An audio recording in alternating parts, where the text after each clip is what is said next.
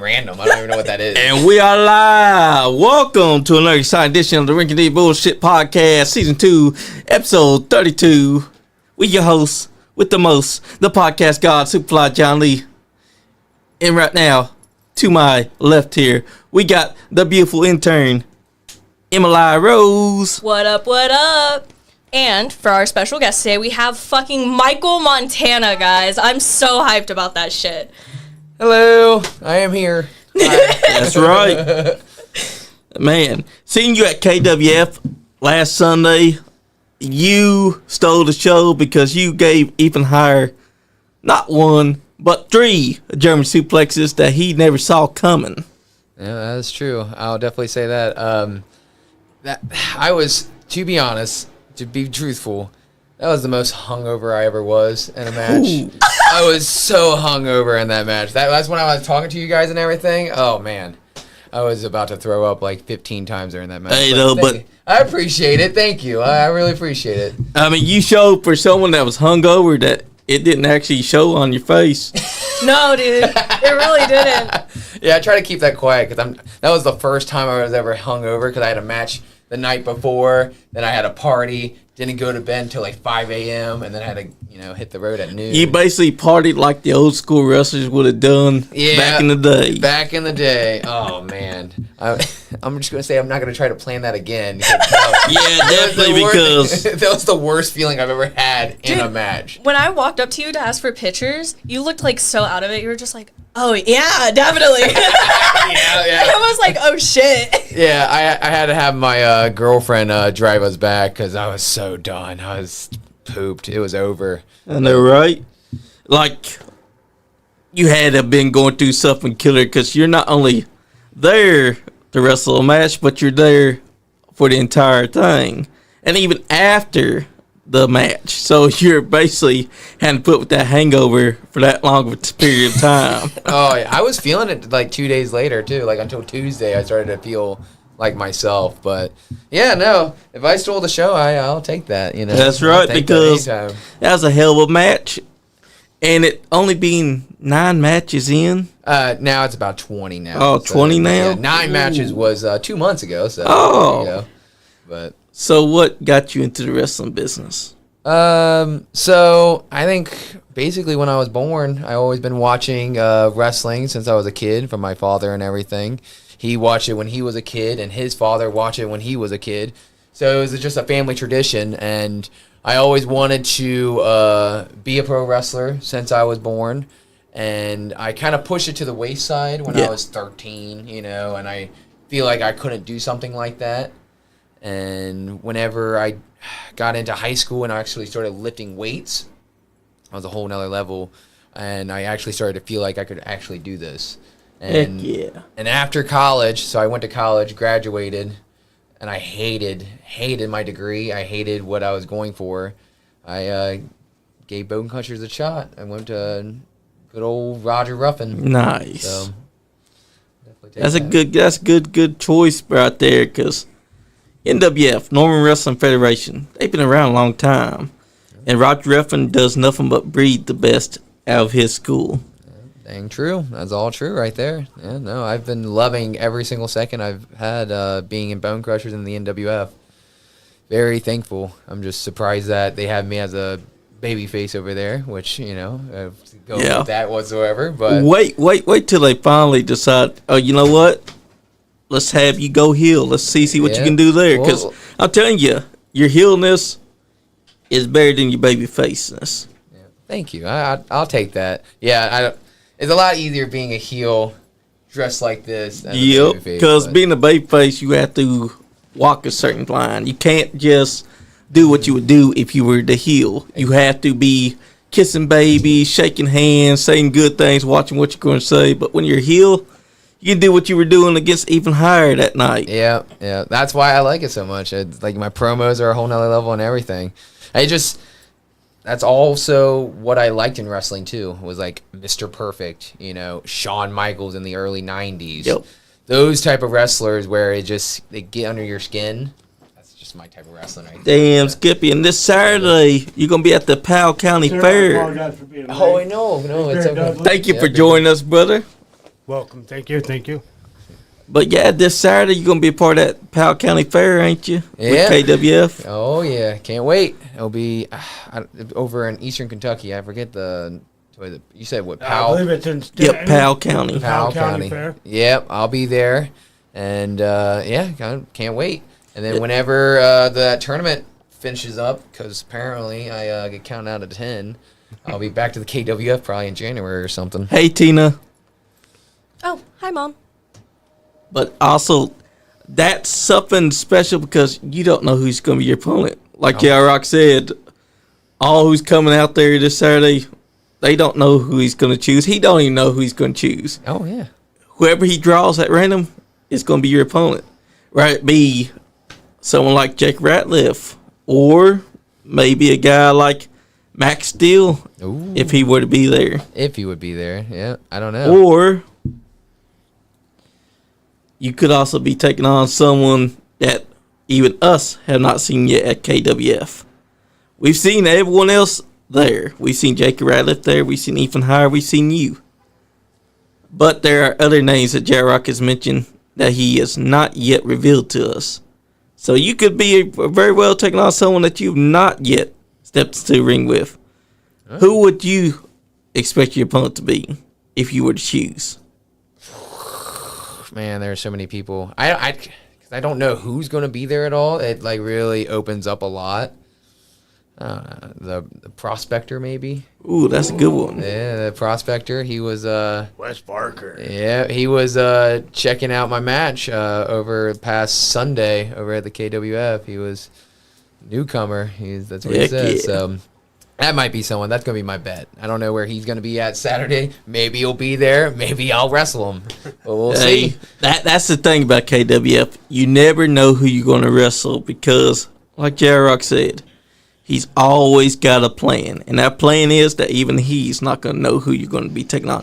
Lots of names coming out there. They all want to prove that they want to be a part of that KWF championship, and they want it. Mm-hmm. And that's a lot of names that you're going to have to go up through. You've already showed that you could do that, though, with those German suplexes that you hit. Oh yeah, baby. That's all I do. That's that's my cup of tea. That's when I'm ready to go. That's make me want to see you versus Corey Sparks because Corey the Sparks wrestling is machine. Yep. Because he likes the German suplex as well. Yep. I've seen him over in West Virginia, and there's been a few. I think I've seen him twice over. I was over at Freddy's or Big Time Pro Wrestling over in West Virginia. And there was a time it was a possibility that I was going to wrestle him, but it never came across yet. So we'll see. Yeah. Hell yeah! Here's someone that Glenn Wright just mentioned that you could possibly end up having to face. Frank the Tank. Oh, that's a big one too. We'll see about that German. But I have faith that you could probably do it. Hey, I mean, he may be a big guy. Start doing your deadlifts now. Yeah, deadlift, squats, a little bit of everything. Honestly, because that's a hell of an opponent that he's throwing out there right now. Yeah, and I mean, next thing I know, I'll be trying to grab him. I'll lift him up, and he just collapses on me. Oh no! I got him. You wouldn't want I that. got him. You wouldn't want that at all, because he like squashes everybody that he's inside the ring with, man. Yeah, everybody. That's superpower right there. I wish I had that. That's the thing too. You went for Northern Wrestling Federation. You're also wrestling at KWF. What other place would you like to wrestle at? So there's a few on mind. For one, over in Appalachian Mountain Wrestling, I've seen a lot of the videos over there. That's someplace maybe in the future, and then maybe in the next year. Grindhouse. I think I got good that. choice. That might be something I might come across. And, and then the OVW, when that time comes around, that'll also be a place I'll be looking into. But, yep, I just kind of go with the flow. A lot of these places kind of just come to me, and I'm like, all right, cool. I'll wrestle for you. And that's the best thing about it is because you've seen these places. Yourself. Yeah.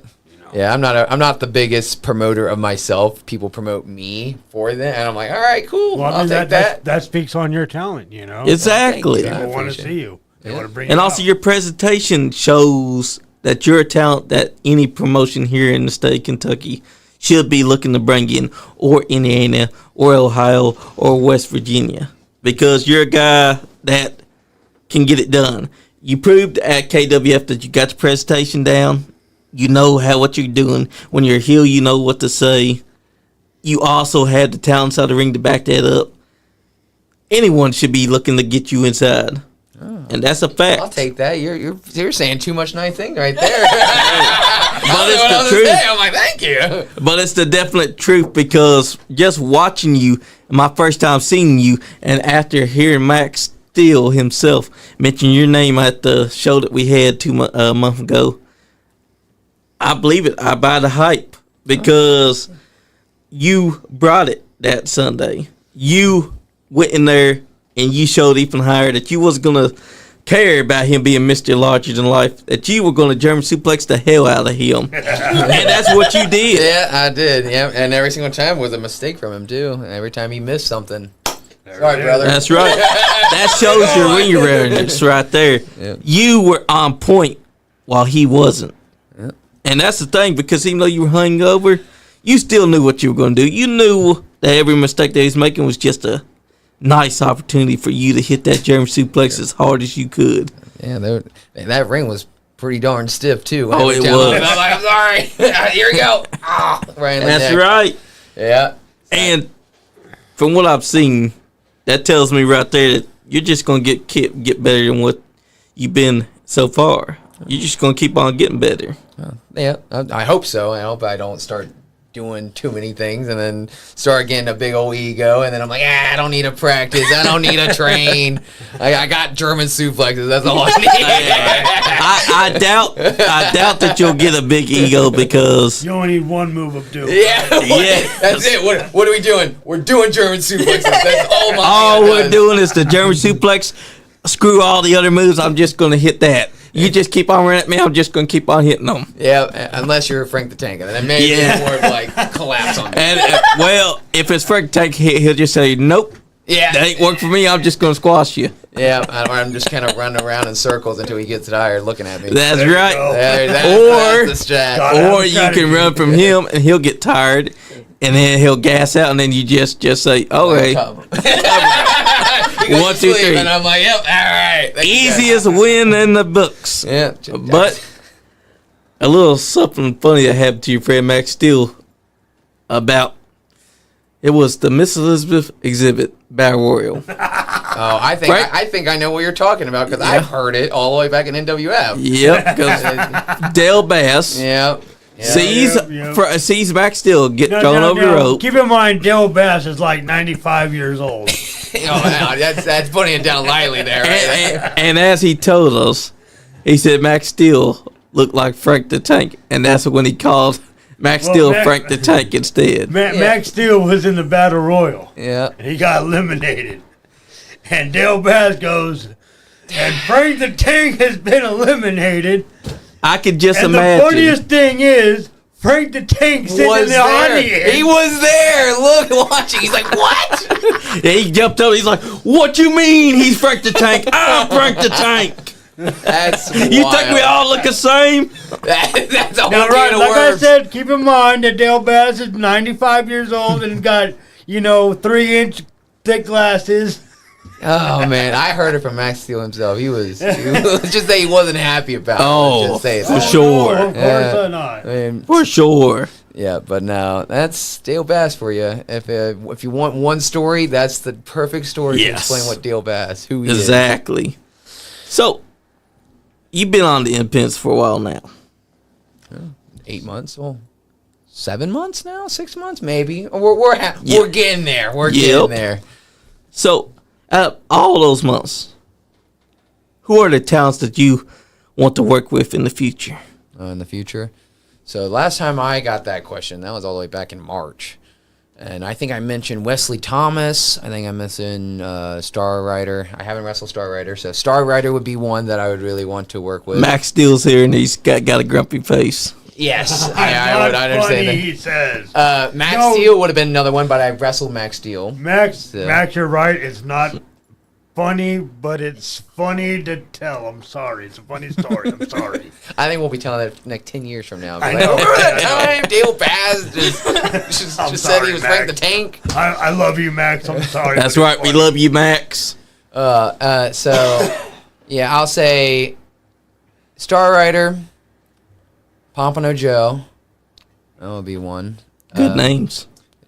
I'll say the Prospector. I think that would be a good match. I guess we'll end it with one more. I don't know. I'm thinking like Kevin Craven, Chris Crow, Marty Clay. Marty Clay, I'm gonna go with Marty Clay. Danny Both- Davis. Yeah. I think I'm gonna go with Marty Clay at the end. So I'll say Prospector, Star Rider, Pompano Joe, and Marty Clay. There you I go. think that's a good amount for now, and let's see if I wrestle those in the next 6 months, and then Sure I'll is. re-answer the question again. sir. That's Yes, right, sir. because you still got a long future ahead of you inside the business. It's been this long, 20 matches in.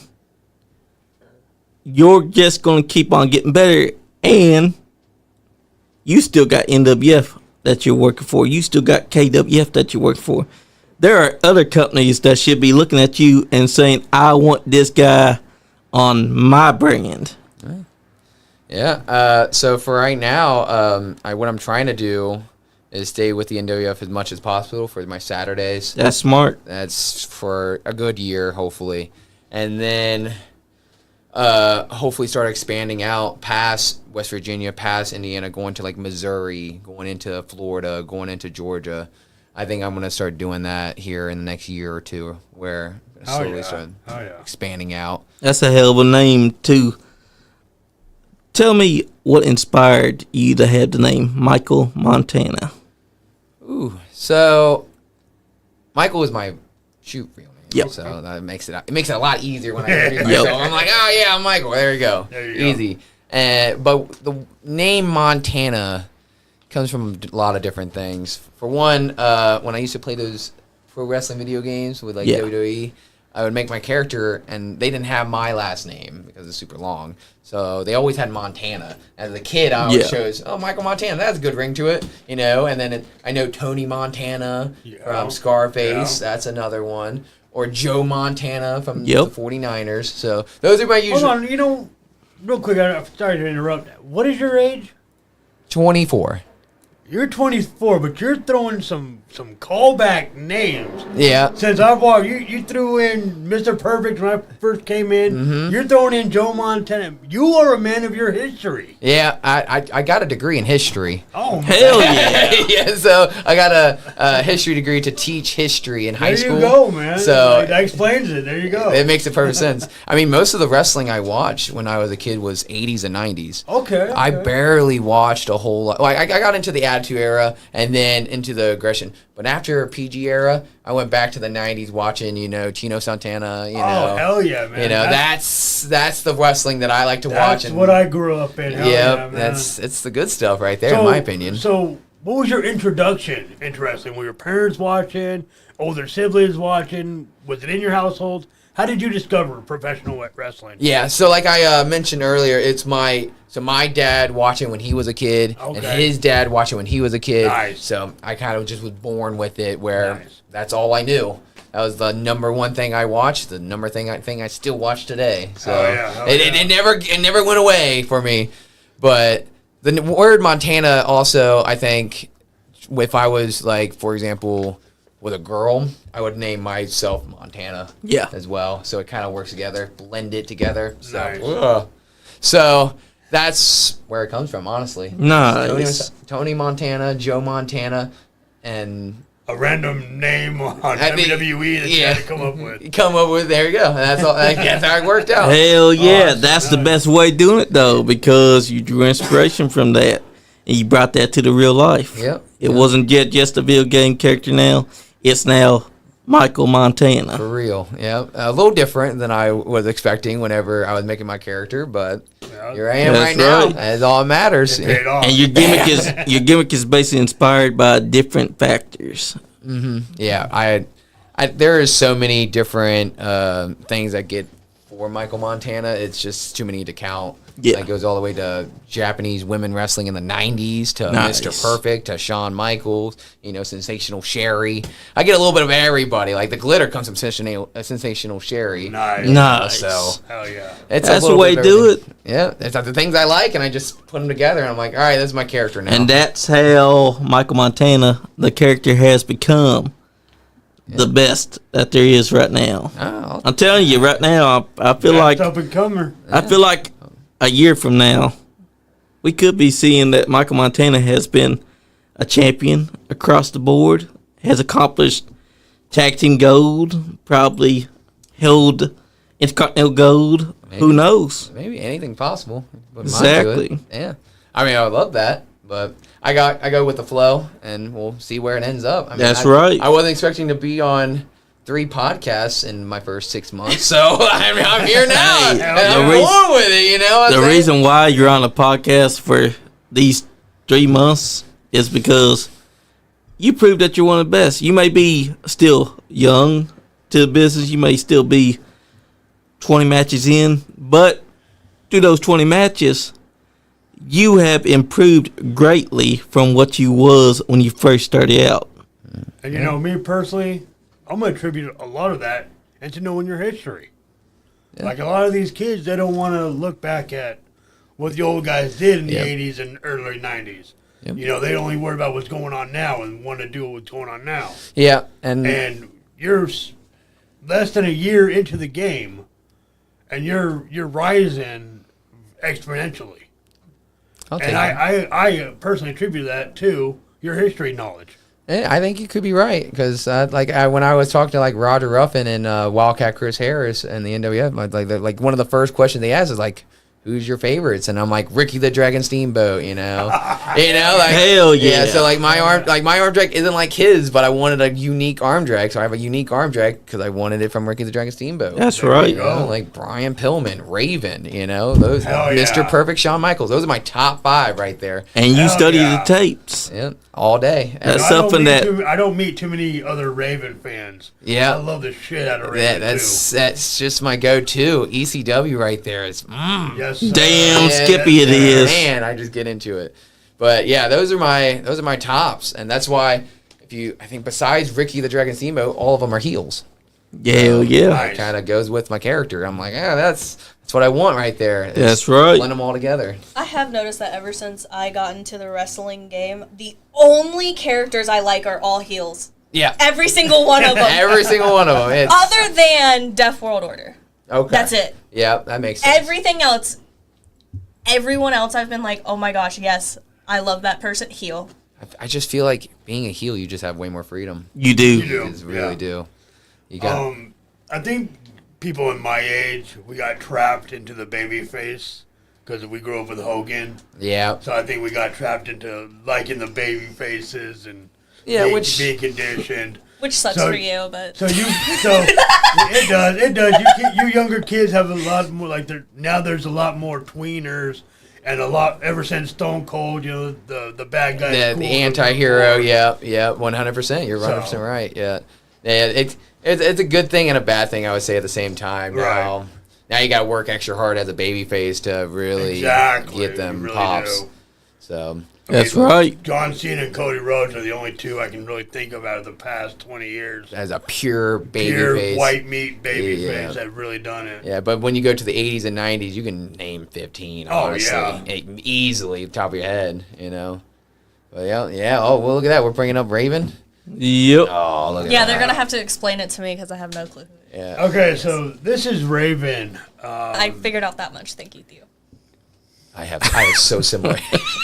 His I was so distracted watching Raven. I didn't hear the sass that was going over there. Oh, Yeah, that's see- my whole personality. Oh, There, yeah. you, Oh, yeah. there, right there could be Don't- heel right there. That's Oh, we already figured that out.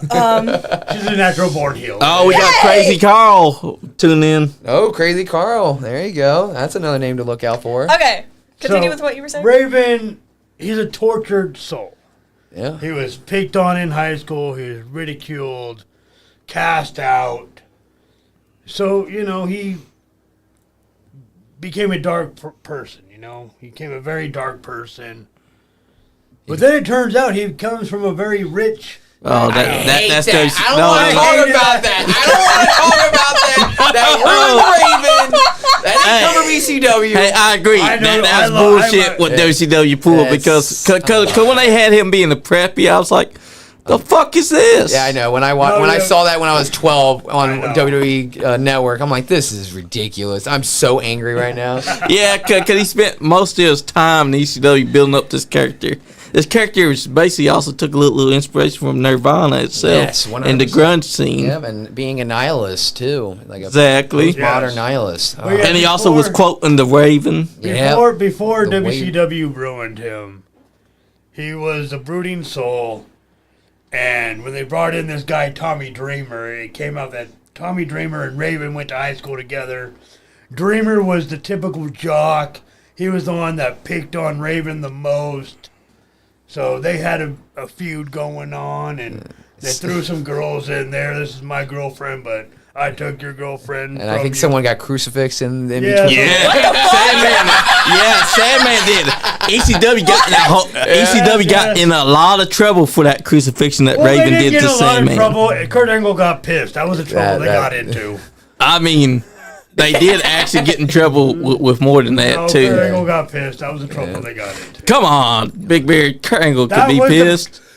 Look, the trouble they got into was Kurt Angle got pissed and went to WWF. To drink some milk. And drank some milk. Yeah.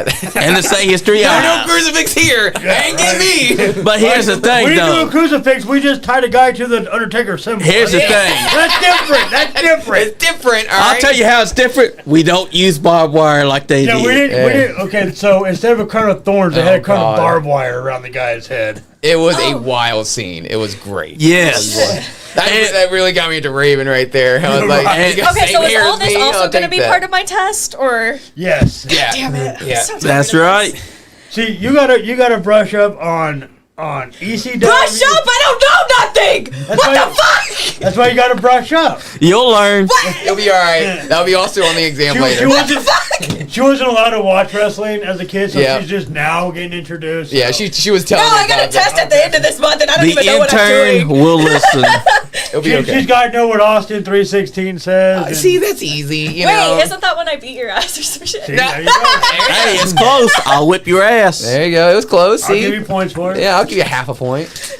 And you see, Raven was doing something that hadn't been done before.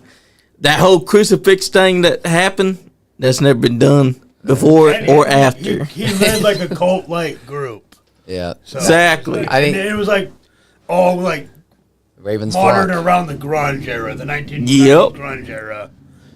And we will not speak up the time that WCW decided that they were going to, hey, you know what? We're going to have Canyon expose him as being this preppy boy that was just using the grunge and the identity, the Yeah, we don't. blah, blah, blah. Yeah, we don't need to go into That's a tier right there coming up. That never happened, though. WCW That is ruined a AI. lot of things, AI, and that there you was one go. of them. Because the real Raven, right to me, was from ECW and maybe from the first half of WCW. WCW when he had the flock. Yes, because Yeah. after the flock thing is when we start to see them starting to try to mess with the character. After and that little Saturn storyline, Yes, he was yeah. in the flock, but not in the flock. and they Yeah, had no yeah. actual plan for that Saturn storyline. Is what no, they did. No, they didn't. You could tell, obviously, 100%. No, Eric Bischoff was so. He was so against the Raven character. He didn't understand it. He didn't understand the grunge movement, so he had no interest in it. Yeah, which that's makes me right. so sad. But yeah, no, the Ravens flock. That's one thing that I want to add in my character, is having my little Yes. cult thing. Nice. I feel like that would go well with the Montana. That's right. thing. So that's one of the biggest things, was that he had very similar hair as me. Yep. And then I liked the character, and then the whole flock thing was my three things I want to add to the Montana characters. Hell yeah. I think you could pull it off. As long as you have a Loki character that brings the signs out, you'll do great. We'll be great. Yes. We're ready. That's right. We need more stables where a guy just comes out with his own sign. We don't have that anymore. Yeah, we need to bring it back. We Good do. old days. What were your thoughts on this man here, Terry Funk? One of the greatest of all Yeah. time. I don't know what else to say that someone hasn't said before. You know, like That's just another the guy GOAT. you need to brush He's up the on. greatest He of- wrestled till he was 100. How do you brush up He on was- something that you don't know anything about? He You make wrestled- no sense. He wrestled till he was I'll teach you. 197 years old. We're brushing up right now. Look, it's Terry Funk. That's right. This is brushing up. You're getting to see Terry Funk. It seems like he lost an ear. He probably Yep. did. But not to be confused with Mick Foley, who did lose the ear in Germany. that will also be on the exam. So. What the fuck did you become involved in the exam? Damn. The history teacher. That's That's right. History That teacher. came out naturally right there. Like that's also That's going to right. be the exam. I mean, she did walk into that one. You are a history teacher. I was a history teacher. Yeah. Well, I mean, you still got the Mr. Perfect, the Bret Hart, the Shawn Michaels knowledge. Yeah. I mean, that's still history. That's all right there. You can still teach people. You're still a history teacher. Yeah, that's true. I really like history, but the teaching part, teaching kids, was the That's part that I didn't right, like. Cameron. That was the thing that I hated so much. Oh yeah, Cactus Jack also came out with the crucifixion angle as well. That's right. That's Aw, right. he see, did. Raven wasn't the only one. Yep. No, he was, like I said, he was just because Kurt Angle got so pissed off. That's why he got so much publicity. That is true. I would agree. Exactly. Oh man. But yeah, Raven had some of the best promos out there, man. Oh man, we're just gonna be watching ECW. This is the greatest podcast Always of all time. yeah. We just go Oh, watch this is what we ECW. do all the time. Every time, Yeah. we always have something playing in the background, and most of the time, I have to look over at someone and be like, "Yo, explain what the fuck." What, this will also be on the exam. Yeah. No, Now you'll be like, will no that be more on the exams. exam? Will that be on the exam? This is I Joey just Styles. graduated. Can I have a year? Damn. All right, this is Joey Styles Great. of ECW. Oh my God. He's one of the Okay. greatest. Most wrestling companies run a 2-man commentary booth. Some run a 3-man commentary booth. Joey Styles was a 1-man Real quick. commentary booth. Crazy Carl wants to say, pigeons are not real. Oh, Crazy God. Carl, I don't believe you're real. Well, we're getting philosophical here. How We're gonna get did in that. pigeons get involved what, in this? what is life like? When you're not Crazy real, am Carl, I real? anything is not real. Oh my god. But yeah, this is Raven. This was at the height of ECW's popularity. Yeah. That's also where I stole my, not stole, but got inspiration for my thing. Where Yeah. I do my little peacock is the Raven, and I just add the my little yoga pose. Nice. That's where it comes from. That's I mean, a good that- inspiration too. That's where, the best wrestlers, that's what they do. They take a little bit from this guy, a little bit from that guy, and make it their own. Yep. 100%. And the biggest culprit to do that is Hulk Hogan.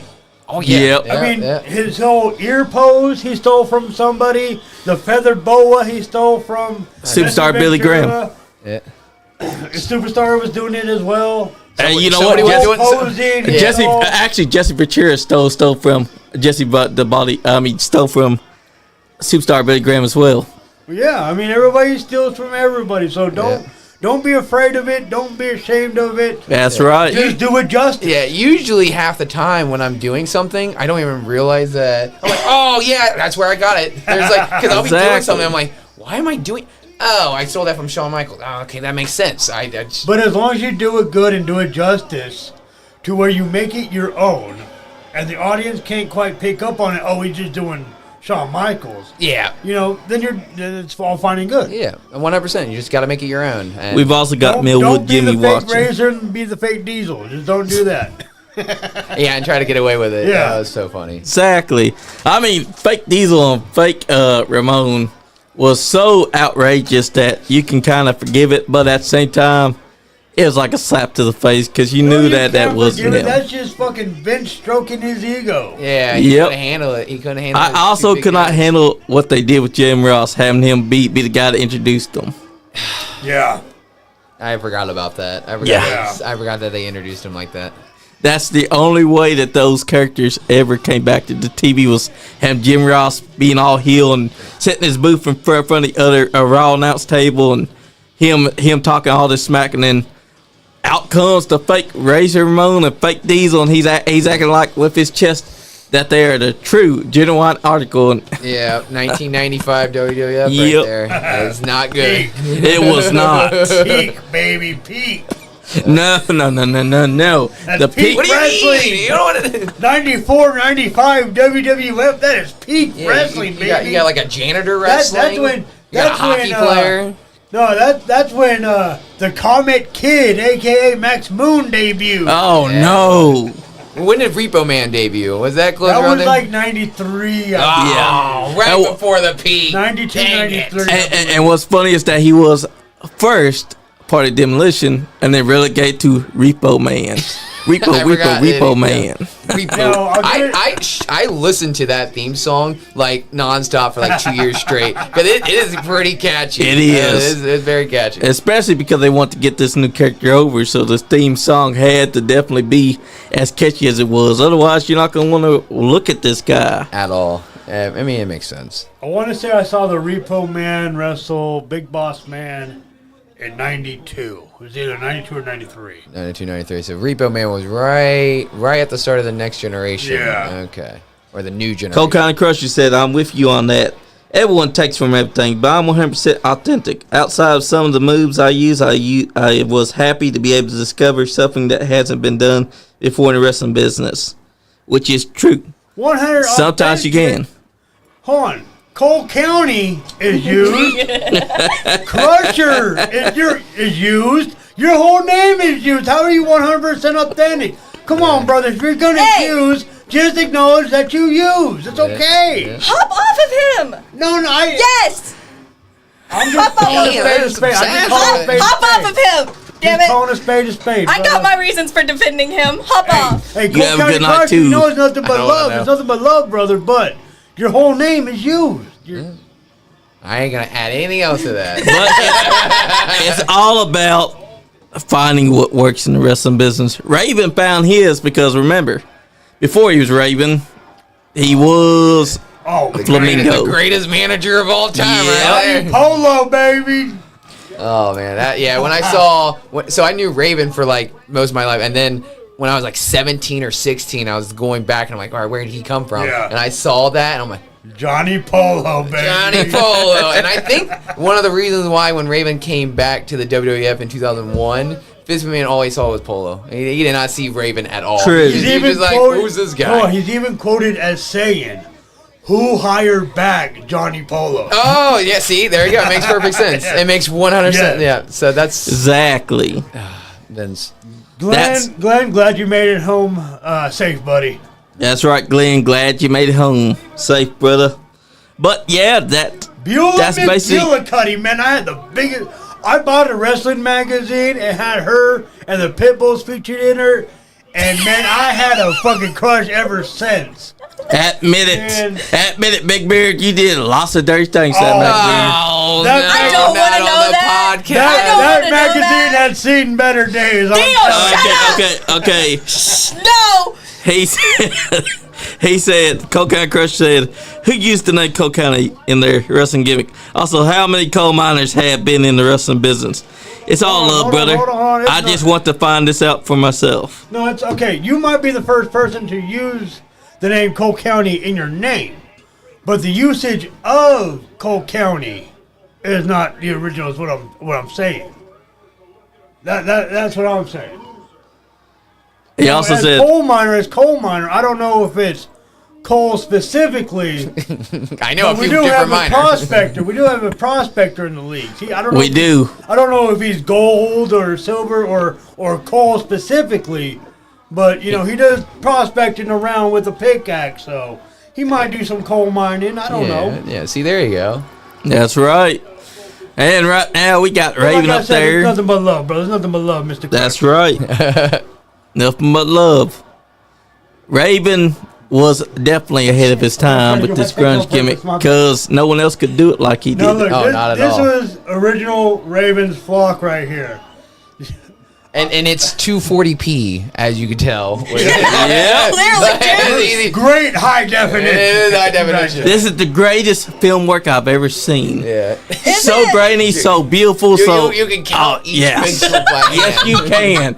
It's so beautiful. I mean, you can even tell what's being said on that sign. Yeah. You just got to count the pixels to read it. Yeah. Oh my gosh, this is horrible. Well, I mean, back in the day, like, to even get, my dad had to like use a different TV and had to like move the antenna a little bit at like 1 o'clock at night just to get ECW to work. Yeah, so I was born in 2007. I never had to deal with any of that. trust me, I was born in 2000. I don't deal with any of that That might either. have been the first blow-up doll I've ever seen in my life. Cole County Crusher said, the prospector is a you're good like, I dude, gotta but go I buy may have one. started before he did, brother. I'll give you that. I don't know when you started. I don't know when Wes Barker started. I don't know these facts off the top of my head. The Wrestling Encyclopedia is not here with us tonight. That is true. Please He don't is. call that man back in here. I could not today. He'll know everything. He knows everything. Then and then some. Well, here's the thing, right? He's the wrestling encyclopedia. I'm his daughter and still don't know shit. Make that make sense, Sean. Well, you gotta study for the exam. Yes, that's true. She still got to study for exam because so much wrestling knowledge that you got to learn. Because even more so, it's not just the wrestling that you're gonna be learning. You got to learn the ins and outs, everything that you didn't think that you'd have to learn inside the ring. Oh yeah, you gotta know So many little Yeah, things. human psychology. You need to learn how to do storytelling. You need to know how to do a whole lot of different things when you get sir. into that ring. It's not just we do a bunch of moves and that's how we do it. That's right. There's a lot of thinking when it comes to that. It's the only sport where we kind of don't know. There's not a, like, for example, with hockey, how do you get better? Score more goals. Yeah. In pro wrestling, how do you get good? You can go the route of be really good in the ring, or you can go the route where you can have a character that you can believe in, like Raven or Yeah. Brian Pillman, you know, or you can go in the route being great on the mic and not, you know. And so there's a whole many different avenues when it compares to an actual sport like, you know, hockey or football or so and so. It's all numbers. That's In pro right. wrestling, it's all about feel. Damn There's a straight. feel. Same thing with referees. They're not just out there to count the pins. They're having to do everything that a lot of people wouldn't be thinking. No, not at all. I did not know any of that whenever I first started the business, and I'm like, whoa, there's a whole lot of thinking compared to amateur wrestling. That's right. That's So I don't know if you've answered this already, but who trained you? Who did you train under? yeah. So Roger Ruffin and Wildcat nice. Chris Harris over Nice. in the NWF. So Great that's- coaches, man. Yeah. Nice. Been, So I mean, yeah, it all makes sense. You know, you've learned your history. You've learned under some great coaches, so all the pieces are starting to fit into place. it's gonna been why I'm Yeah. rising up so much. Yeah, I mean, and it's also all I want to do. So it's Cole I County live, breathe, and Crusher. everything. Cole County Crusher said, "It's all good, brother. Nothing but love. We learn something new every day, like the fact that I've just noticed those taped up looking Bubba Ray Dudley glasses you've got on." Oh yeah, so Yeah, well, How did you just now realize it's that? okay. You know, I don't always face the camera. Sometimes I'm facing this way. They don't always notice it. It's okay. Cole County Crusher might not be aware that I am Big Beard Dudley, cousin of the Dudley brothers. That's right. That's right. But yes, we do learn something new every day. If you're not learning, what are you doing? You know. Exactly. You should be learning something new every day, and I'm learning something new about you, Cole County Crusher, and that's what we're here for. That's look at right. that. Look at that. That he learned something new and you learned something new. Right. There you go. Exactly, and that's what it's all about inside the wrestling business, because you got to learn. Yep. It's not all about the moves, it's not all about the flashiness. You got to know the ins and outs, because if you go in there half-cocked, you're not going to have people loving you, because you got to know what the people's going to gravitate to. Yeah. You got to know that stuff. And also, like, you got to also just try things when you're out there, you know. That's right. When I first debuted, I wore a leather jacket that was colorful, and then I wore glasses to the ring. I don't do any of that anymore. Now I wear, you know, kimonos and, you know, a bow in my hair and glitter on my face and, you know, mascara. Like, it's a whole, like, whatever works, you know. And I That's come right. out with a wand that I sell over in the NWF. That's right. All right, it's working. And then if something doesn't work, you stop doing it. I used to wear a giant bow whenever I went out. I Yeah. didn't like it, so I stopped doing There it. you go. Exactly, because that's what you have to do. If the fans don't like it and you definitely ain't feeling it, you doing change up. Yeah, you stop doing it. Yeah, 100%. Exactly. And I feel like those first few years when you get into the business is just feeling things out and feeling your character and feeling how the fans react to you, and you go from there. That's the most simple thing to do. Johnny, can you read the new comment right there, please? I was just about to. Okay, I'm sorry. Oh. See, we learn something new every day. I've been told that the minute we think that we know everything in the business is the minute we should leave it. That's true, Cole County. Skippy. That's great words right there, brother. Yes, sir. Very smart, yeah. No, I will never stop learning. That's very true. Until 70, 80 years old. That's right. It's very true because you could basically be a well-experienced person, but you should never think that you already know everything there is to the wrestling business because one day you'll be tested. Yeah. And when you get tested, you're going to feel immeasurably because what you think you know isn't what someone else is going to know because there's different melting pots to the wrestling business, different ways of thinking. 100%. And another thing is, as we've learned by now, this business is always changing, always evolving.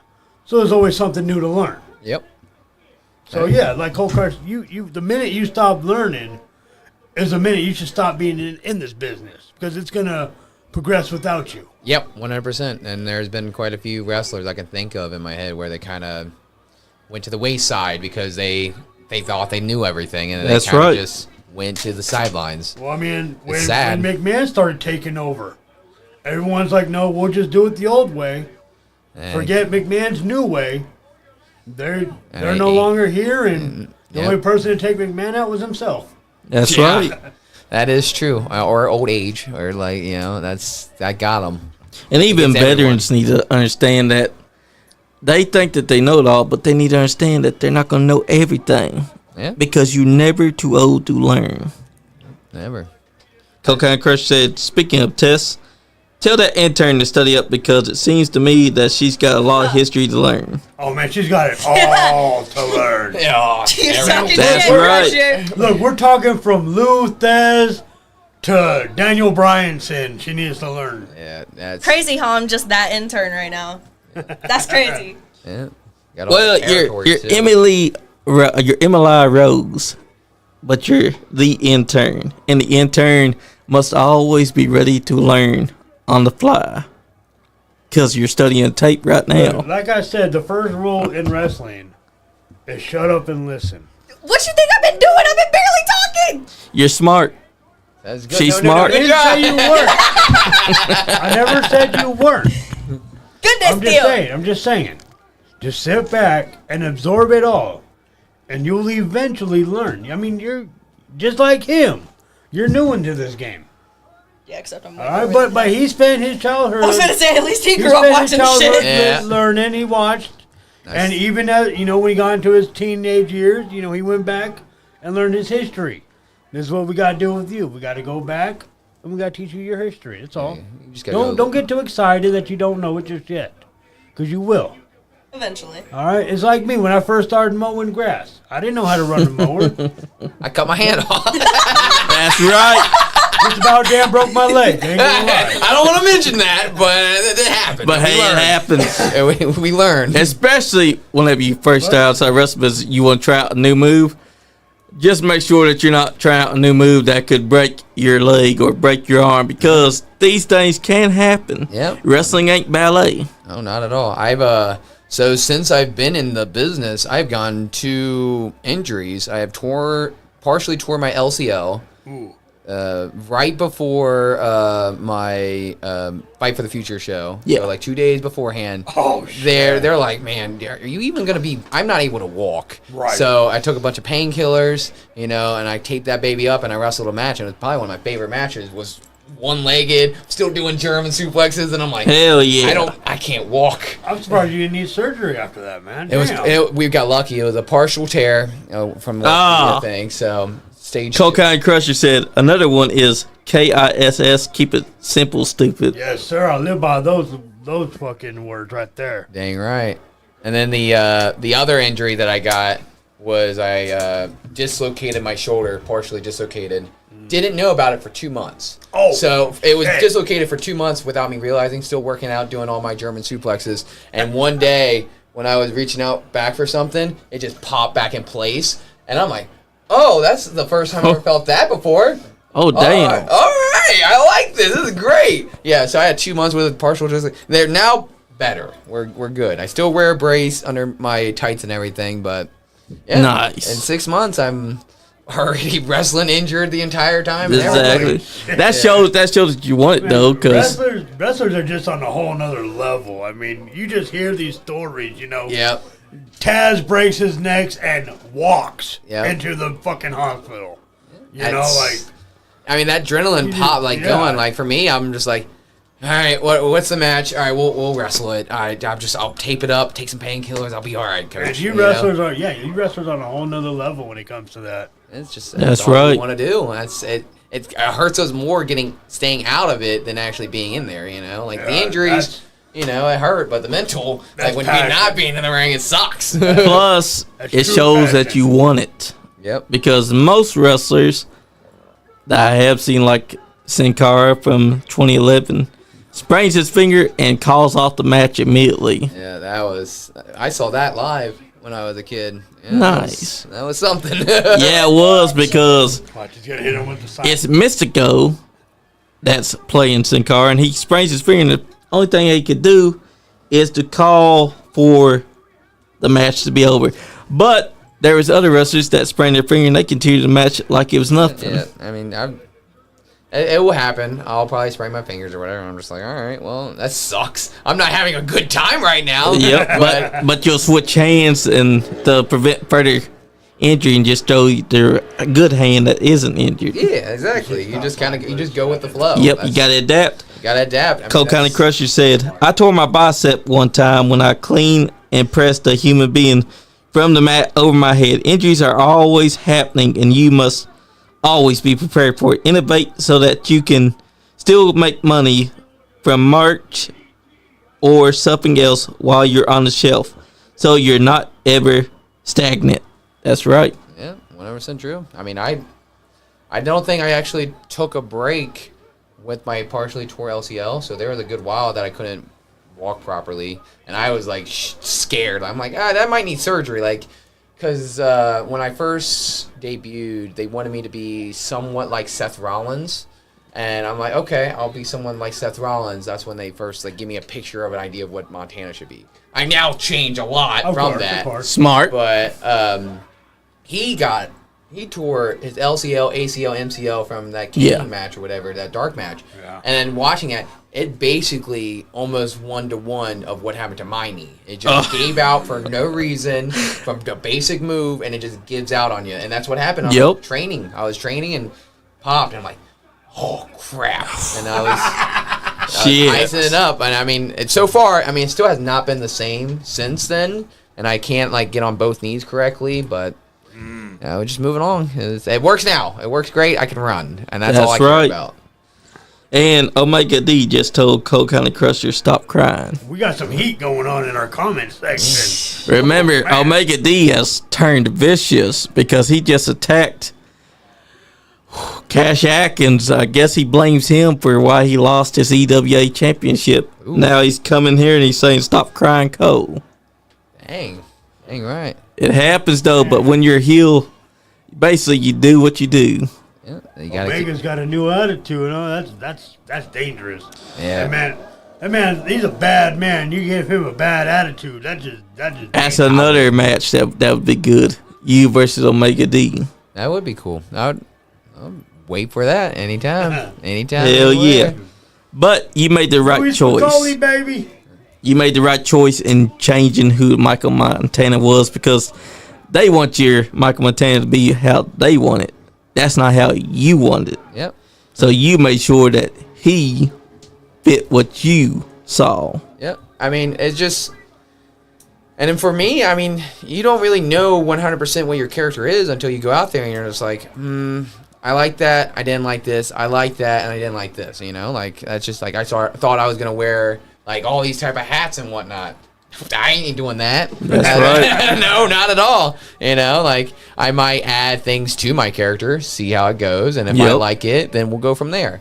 You know, so that's... It's all about experimenting and seeing what you and your character mesh well with. Because if you don't like it, then you're basically phoning in. Which is what you would have been doing with that original concept of Michael Montana, because that wasn't your choice. That was someone else's. Yep. Now, you're finding what works for this character, what you like, and what is Michael Montana. That's the best way of being creative because you're trying out things.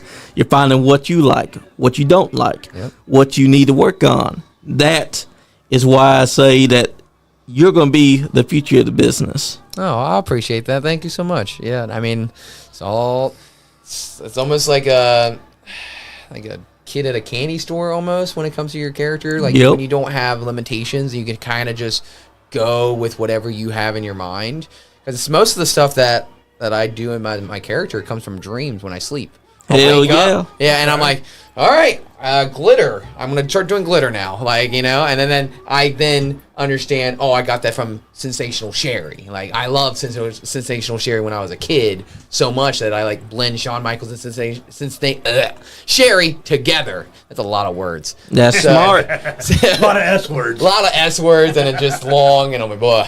But, yeah, no, it's just everything comes from daydreaming or when I'm sleeping at night and I write it down and I'm just like, all right, I'm going to do that. Like, for example, the finisher that I've been wanting to do is the Japanese cyclone suplex where you have him by the electric chair, you back bridge into a pin right there. Yeah. That's a good finishing idea too. No one's done it. Toyota could do that, and exactly. I'm able to do it. I don't know if I can do it on someone like Frank the Tank or like you might be able to. All it takes is trying. Yeah, that is true. Start doing some squats, you'll get there. Yeah, I mean my hack squats. I can do 955 on the hack squat. So well then hell, it might be okay. I mean, it just depends on my knee, and I tear my LCL again. It would be real bad. But Cocaine Crusher just chimed in. He said, "Omega, I don't think we've ever stood across the ring from each other, but I'd always welcome the fight. So anytime, anywhere, you'll be letting so many punches in that you'll think you have a welcome mat tattooed on your forehead." Well, before that, Omega D said he's born vicious. He just remembered who he was. Well, I kind of figured that Omega would remember who he was because he is a badass. When I first saw him in KPW, Omega was kicking ass and taking names. He wore a mask then, though. Oh, really? I didn't know that. Yep. Okay. But then he unmasked to unleash himself. Well, it sounds like the pit bull is completely off the chain now. That's right. It's Jerry Lawler. Yep, it's Jerry Lawler. Yep. This is during the time when WWF and ECW was working together. This is when he takes a cane to Tommy Dreamer's nuts and turns them into the size of grapefruits. Yep. You got Rob Van Dam, Sabu, rest in peace. Prayers go out to Jerry Lawler, who recently suffered a stroke. Yeah, that's scaring me. That's like what, third one now? Second one? Third one. The one that we saw on live TV, though, fucks you up. As a kid, rough. Especially because it happens, the camera's watching, he walks and then falls down. Over, yep. And you immediately knew that wasn't work. Yeah, I mean, Michael, you just see it on Michael Cole's face. Just pure shock and uncomfortableness for sure. That's right.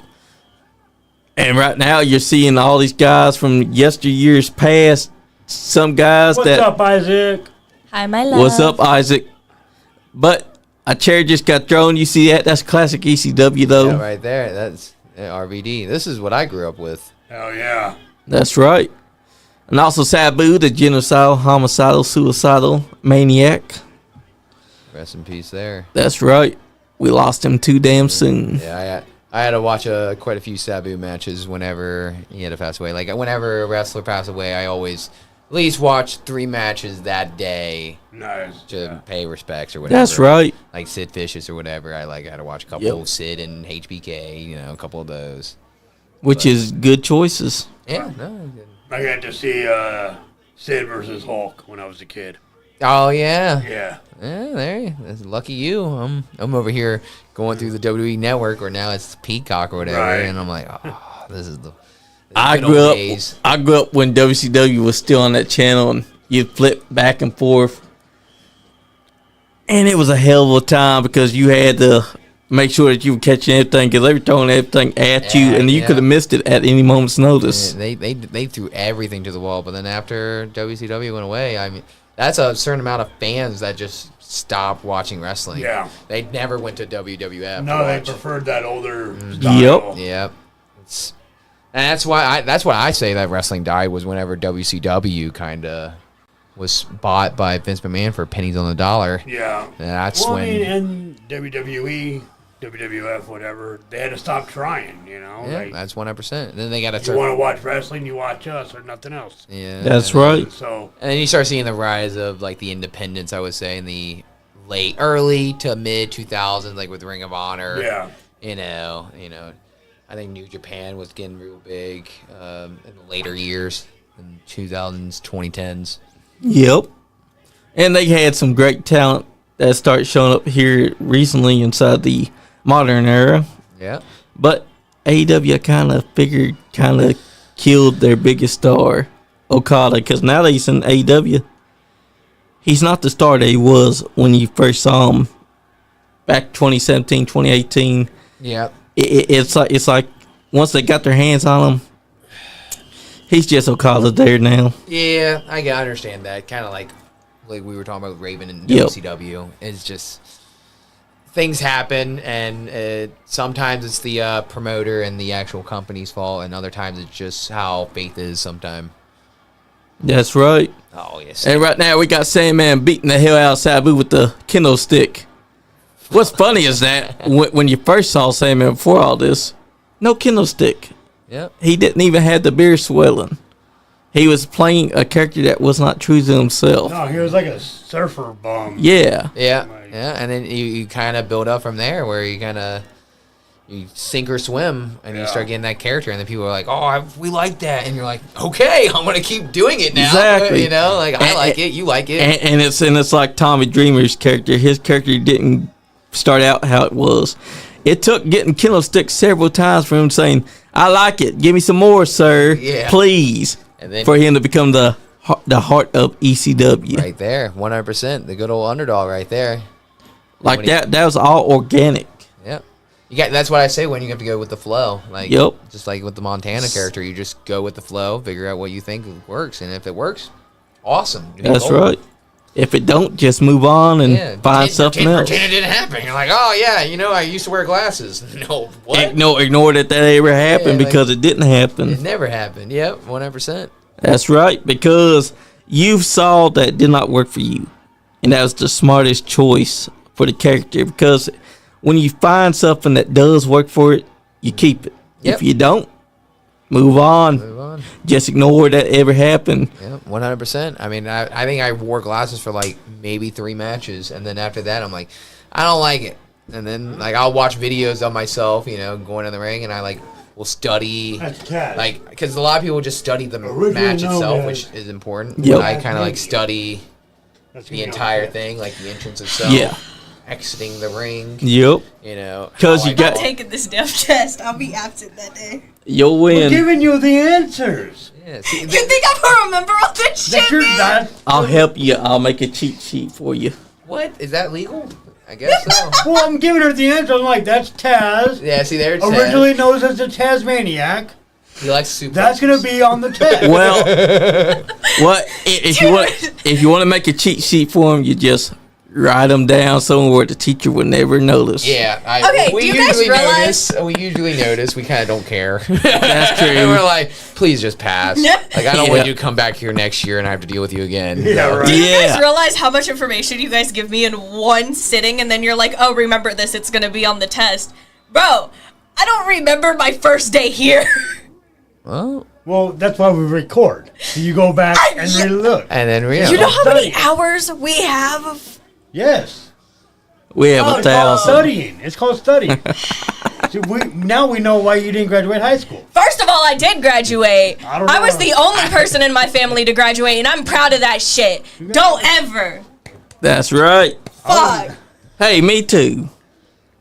All right, I'm not the only one. Oh, I'm the first. Yo, you're the first. I'm the first. My Isaac mother said- did not graduate. Congratulations. Isaac said cheat sheets are always okay. Isaac, you were homeschooled. Shut up. Your whole life was a cheat sheet. Wow. But Kurt yeah, Hennig? No, Yep. that's Shane Douglas. yep, Shane It- Douglas. It's really hard to see with the 5 pixels. I got really confused. I'm like, Kurt Hennig and Easy W right there? Okay. I thought he was. He really did WCW kind of by look then. like him You know, though. this is the 450 HD, you know. Yeah. But he did kind of look like Kurt Hennig from there. Yeah. The only thing that was not wearing a singlet. The guy wasn't wearing a singlet. That's what Isaac said that was a low shot. Aw, I'm your fiance. You should already know this, dummy. Shit, you live with me. Dang and So, double dang. so Mr. Montana, what are some of your favorite matches of all time? All right, I'll give you a few. Bret Hart and Mr. Perfect 91 SummerSlam. Yes, that is my number one. There Yes, you go. thank There you go. We'll take that. I think I watched it at least 15 times. I used to have the tape. The rest, The original 91 there. Yes, I had the 91 SummerSlam tape. Bret Hart removing Bret Hart removing the singlet basically. He's like wearing half of a singlet rips the whole it off yeah. of him, yep. British Bulldog versus Bret Hart SummerSlam 1990 or 92. I think that was 92. Maybe 92. It was whenever they were at the UK. Wembley. Wembley. Yeah. So it was 92 or 90, one of the ones. It was, I don't know, it was before or after. My It was for the favorite Intercontinental. match ever. Okay. It's very important. Bret Hart Yes, I'm looking. challenging for the Intercontinental title against Mr. Perfect. SummerSlam 1991. Yeah. The coach is in Mr. Perfect's corner. That's right. See, this is the wrestling right here that I always watch. I Yeah. still watch. Even on my lunch break or nothing. Yep. Hell Gets out of the yeah. ring. That's why I get that, like, get out of the ring. I Get like out of to the get ring. out of the ring. I'm Nice. like, all right, well, give me a second. He pulled my hair. He pulled my hair. That gets your heat right Yeah. there. That's the way to do it too. Yeah, the You're ring. learning from the past and you're pander using to the that. crowd, you know, he pulled my hair. He's a cheater. Blah blah blah. Yep. That's something that a lot of younger talent could be doing right now, is learning from the old school ways. 100%. I And just look, complaining that Brett's pulling his hair, and but now he then does pulling it. Brett's Yeah. hair. Like, Yeah. that's how Classic you do heel. it. Right there. Two. But here's the locked it thing, over. because Bret Hart would years later become a heel. Yeah. But he'd only be a heel for America. For America, and then in Canada, he was a face, which Yep. worked so well. It did. Another one is, man, a lot of Bret Hart matches. He's not in my top 5. He's my top 10. So, but Bret Hart versus Shawn Michaels, WrestleMania 12, the Iron Man match. Oh yes. Yeah, yes. that's one when I used to be a sous chef at a restaurant. Yeah. I would put that match or one of these matches on my phone, and I'll cook food and I'll watch. But I would put that one on because it's an hour long, Yeah, and in my right. head, I need an hour to go get my break. So Nice. I'll have that when that match is over, or almost is whenever they actually have to redo it to then get the pin. Right. I'm like, all right, that's my time to go get my break. Hell yeah. That's my third. I don't know why, but Survivor Series 2001, the winner takes all match. It's 5-on-5, where it's WWF and WWF's WCW. Yeah. Right. But as a kid, I had that DVD and I played that nonstop. That Survivor Series. I know Tess and Edge, the Dudley Boys versus the Hardy Boys in a steel cage, and Jeff Hardy does the most stupidest thing and just jumps off the cage and not win. Great. It is. Trust me on As a that. kid, I'm like, "What are you doing? What? Oh. You're on the cage. You get out, get down." Matt Hardy's telling him get down, and he just, no, I'm just gonna jump, and he But jumps then- and misses. Yeah. And then and then you got the 5-on-5, which was I think Stone Cold, Kurt Angle, Booker T, RVD, and Shane McMahon versus Big Show, Kane, Undertaker, Chris Jericho, and The Rock. That's there you right. go, all Good 10 one right Yeah, there. it was. Huh? Oh yeah. It was. Oh yeah, it was good. The only thing that would have made it better is if they actually had the top stars of WCW. Oh yeah, trust me. I like whenever, like as a kid when I was 4 or 5, I loved that little invasion angle. But now as I get older, I'm like, oh, it could have been so much more. It could have been so much more when they had, Kevin Yeah. Nash and Hulk Hogan. Yeah, but all those Scott guys Hall, were sitting at home collecting their contract. fucking- which good for them. Yeah. That is very good for them because they were making that bank and not having to work. Yeah, and on top of that, not having their character get destroyed because of Vince McMahon's ego. That's true. DDP or Oh Raven. man. I Yeah. can't believe what he did at DDP. That son of a bitch Yep. made him a stalker. Instead Raven, of, I feel like if anyone was gonna get the stalker, I think Raven would have worked with that. Yes. I think, in my opinion, DDP not at all. That was awful. That was should have awful. did what DDP wanted. People's champ versus people's champ. Because remember, DDP was people's champ before Rock was. 100%. Like, because I used to watch a lot more WWF when I was a kid before I started watching a lot more WCW. And the WCW I like to watch is early WCW, like late 80s, early 90s, Ricky Dragon Steamboat and Ric Flair. Another one. Super Brawl 3, I think. Ric Flair versus Ricky Dragon Steamboat. That's another one I go to all the time. Hell yeah. Yeah. Or Ricky Dragon Steamboat versus Macho Man WrestleMania 3. There you go. That's right. That's 5. There's my 5. I'll be happy. That is I'll great. think of another 5, but That's a great top 5 list right there. A lot of similar people that are in there. Bret Hart and Ricky the Dragon Steamboat. That's right. Hey, Your top 5's not far off from my top 5. Yeah, and at least you grew up with it. I had exactly search back into it.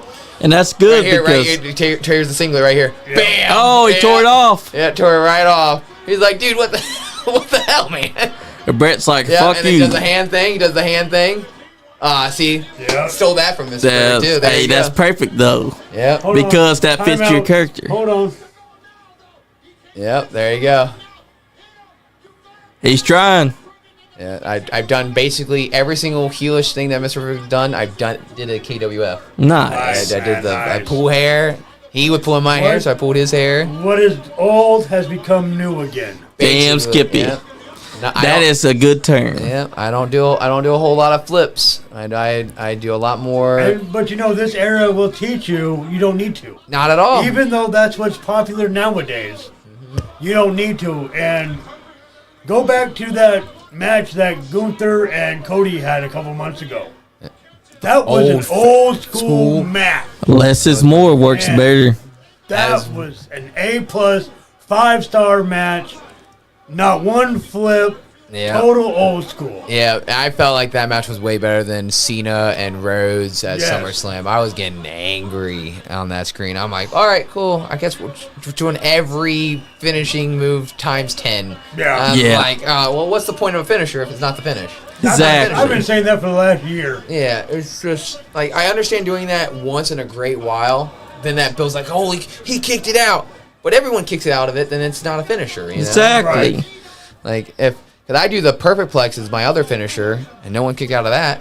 Right. So like I mean, when we're in the pin, When we're it in the works- pin there. That's When it right, works the because it best- needs to be a finisher. Yeah. When it works the best is when you try to steal your opponent's finisher, and your opponent kicks out of that because A, you didn't get it as well as they did. Yeah. And B, they know how to counter it more than you would. Yeah. So 100%. that when you try to do your opponent's finish and they kick out of that, makes that total works. sense. That yeah, 100%. You should see that more often than you doing your finisher having to do it 4 or 5 times to get the match over. Then I'm Right. like, all right.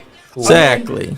Now, if your opponent is obviously bigger than you, stronger than you, and you got to do your finish 3 times to get him down, that might work. Maybe yeah, like But with- when the opponents are evenly matched, or even, you got Brock Lesnar, who's got to do an F5 to Sami Zayn 5 times to get him down. 100%. That don't make sense. It's just like if you want to do your finisher like 2 or 3 times, you can make it work in a match. Let's say, for example, your finisher is a stunner, and you got the Big Show.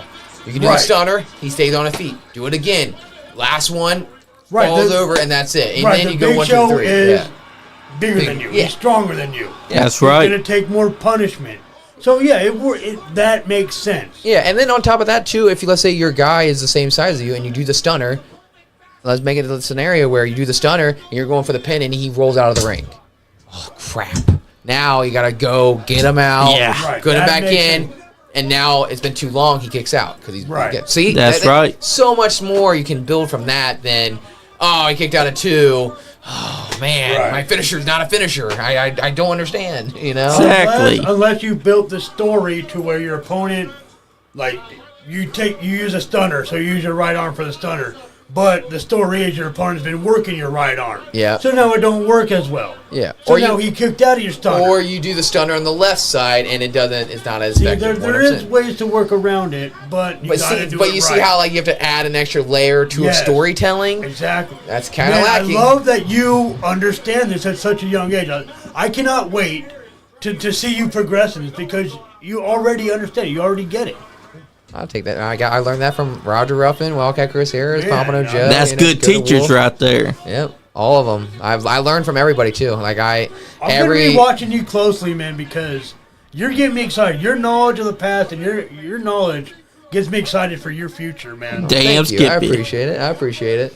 Like I've been saying, less is more. You're following that to a T because you're not doing the flippy shit. A lot of wrestlers nowadays, they try to do the flippy stuff and they don't realize that that's not going to get you noticed. It's just going to have the fans pop for a moment, but then after that, they're just going to miss everything else. Yeah, because, I mean, if you can't get a pop from a headlock takeover, like, then, you know, you got to work on yourself. You got to get the fans interested. Like, whenever I'm in the NWF, if I do one arm drag, you know, that place pops. You know? That's right. I do one arm drag. That's all I need to do. And, you know, and it's also a two-way side. Like, the heel has to be hated. And I feel like a lot of people don't want to handle the heat. But it's that build up to that hip toss. It's not the bell rings, you do a hip toss, the crowd pops. Yeah. It's not that easy. No. You got to build it up. Build up to it.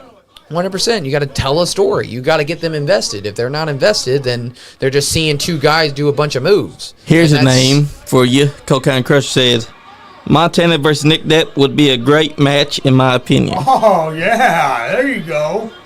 It would. That would be. I again, anytime, anywhere. My Sundays are available. Definitely, because Nick Depp is one of those guys that he gets it too. Yep. He's all about less is more. Yep, 100%. We had him on here once before, and he said, I'm in the tat instead of chat. And he was doing takes, and he said, no, we'll go with that first one. Yep. So he went right back with the I'm in the tat instead of chat. Dang right, That's just who he is. He's hardcore. That's how it be, man. That's how it be. Yeah, no, I've seen some of his stuff online. I think I have him on Facebook or whatever. So yeah, that's right. Available. That's a future match right there. If he hears and sees this, you're one of the guys that he should be definitely looking out for because he's the platinum standard. But you're Mr. Magnificent. Yeah, dang right. We already know I don't know much about wrestling. I've only been to a few shows.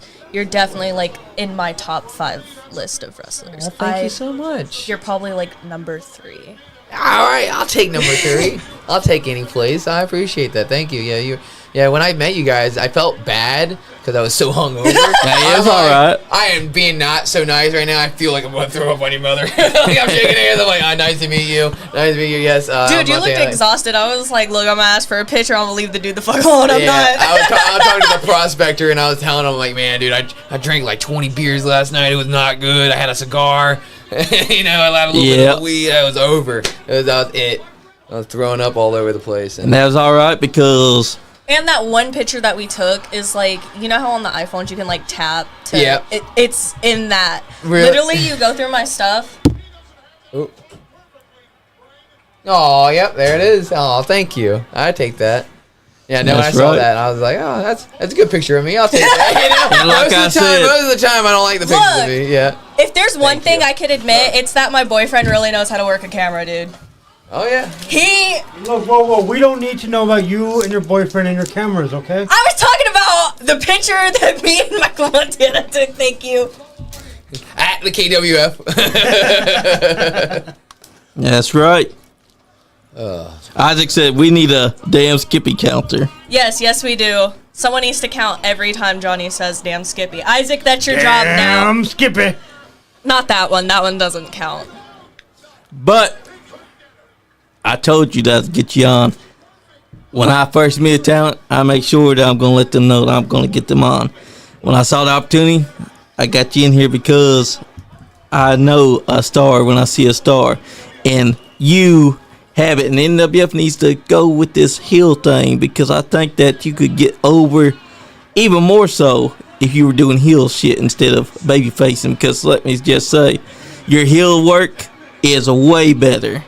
And it is top notch because you've studied the best heels like Kurt Hennig there. Yeah. You've implemented things that you can pull off as a heel. Yeah.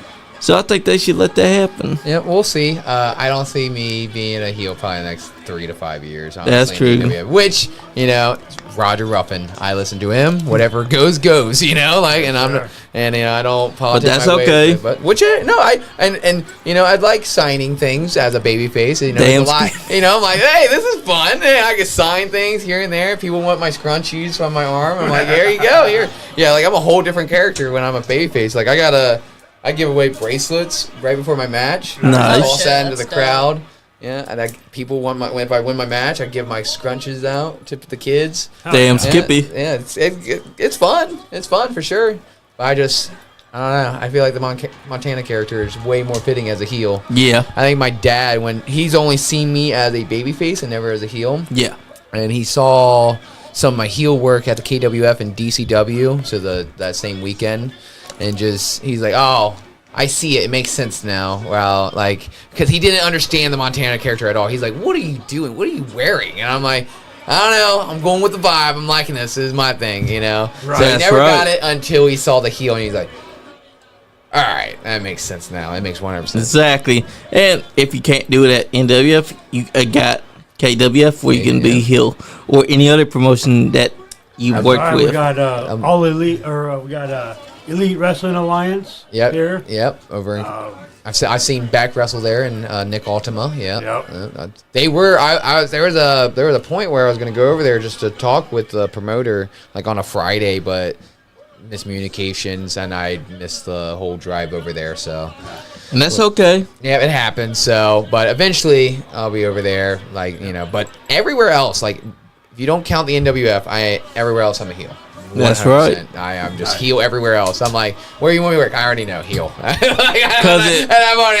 Because it works way better that way, because the character to me feels like it should be a heel, because you got what a classic heel would have. Yeah. You got the flamboyancy, you got the glitter, you got the look for it. Yeah. I got the annoyance. That's right. Very loud and annoying. That's right. That's all you need right there. Exactly. Under people's skin. Exactly. And that's what's missing from the NWF. Maybe one day you'll be heel there. Yeah, maybe. But one right day. now you're gonna be kissing babies and shaking hands. Oh, hey, I was. There's been many stories. Let's just say of fans, with me. Just say that. Like I've had my quite few in the past 6 months of my stalkish fans and whatnot. Man. So I already get that already. Like Right out the gate, man. Right out. It's like, so I have a public profile Snapchat thing, and oh my god, in the so it got I think it went viral in Africa and like Middle East, because all I was getting, so I got added like 500 times to 1,000 times, and all these like African people, and they think I'm a girl, like straight up, because they start asking for pictures and stuff, and I seen so many of inappropriate pictures, and I'm like, all right, guys, this is the worst. I'm like trying to block people so many times. So I've had my done share of harassment. You want as many followers as you can get, but I don't want the harassment so much. It's fun here and there, because it's funny, because they just it's the broken English, so I'm trying to figure out what they're wanting, and I'm like, oh. Man, this sucks to be a woman. Dude. You know what? Give them what they want. Send them a topless, send them a topless pic. Yeah, there you go. They're like, and then instant block. They do the work for you. Yeah, I mean, I have pictures of me wrestling on my profile. They just don't look. They just No, see they don't. the pretty face. Yeah, they just want to look at that pretty face instead of looking at the wrestling. Yep.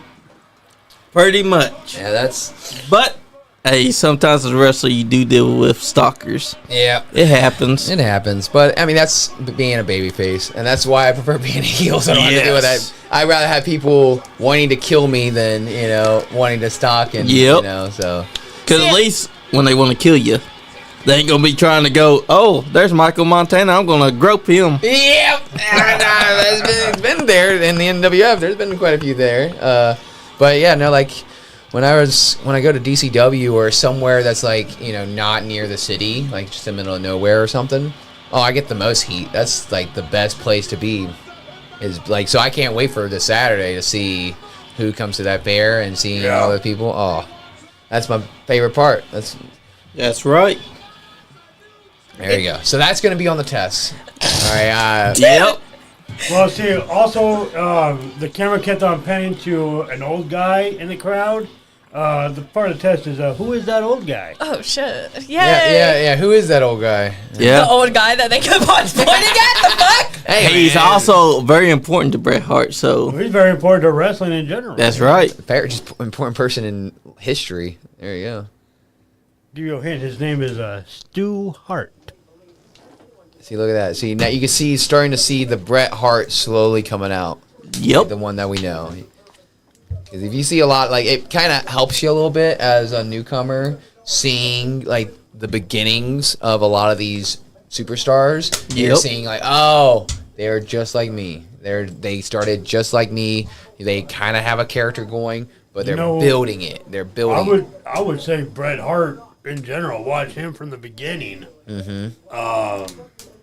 You know, he was a small guy, scrappy guy. And Canadian Stampede Wrestling, Canadian yeah. Stampede. He teamed up with Neidhart. In the beginning, they were wearing blue. Blue, and then they turned into wearing pink eventually in 87. Yep. Yep.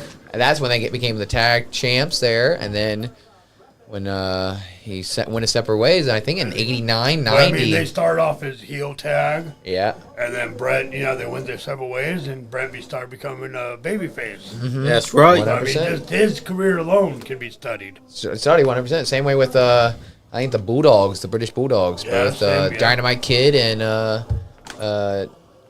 Davey Boy. Davey Boy. Because I know him as the British Bulldog. Like, Yeah. That's how I know him as. Right, it's very so, confusing. Like, yeah, like, I have to, like, so whenever I was a kid, I knew him as the British Bulldog, and I knew him as Dynamite Kid. And then I'm like, oh, they tagged together, and now they were the British Bulldog. Oh, and I bet Dynamite Kid's really angry about that. Hell yeah. It was. Yeah, it was. I guess this Saturday I will be spending most of my Saturdays studying since I won't be going to KWF. Yeah, see, the British Bulldogs were a tag team of the Dynamite Kid and Davey Boy Smith. After they broke up, Davey Boy Smith took the moniker of the British Bulldog, thus This is too much confusing the damn fuck out of our information. fans. And also, don't forget they also had Matilda, the pit bull. Matilda, the British Bulldog. Yeah. The literal British Bulldog. That's right. I love wrestling. Yeah.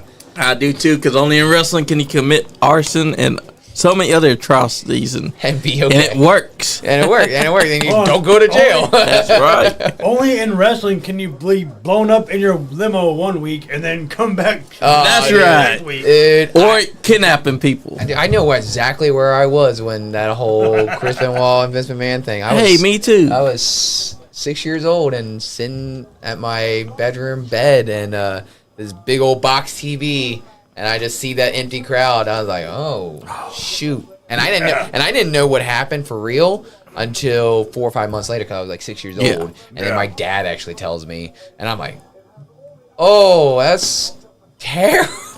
And he was one of my top favorites because he's shorter. Right. I'm like 5'10". I'm 6 foot. I'm 5'10" with boots on.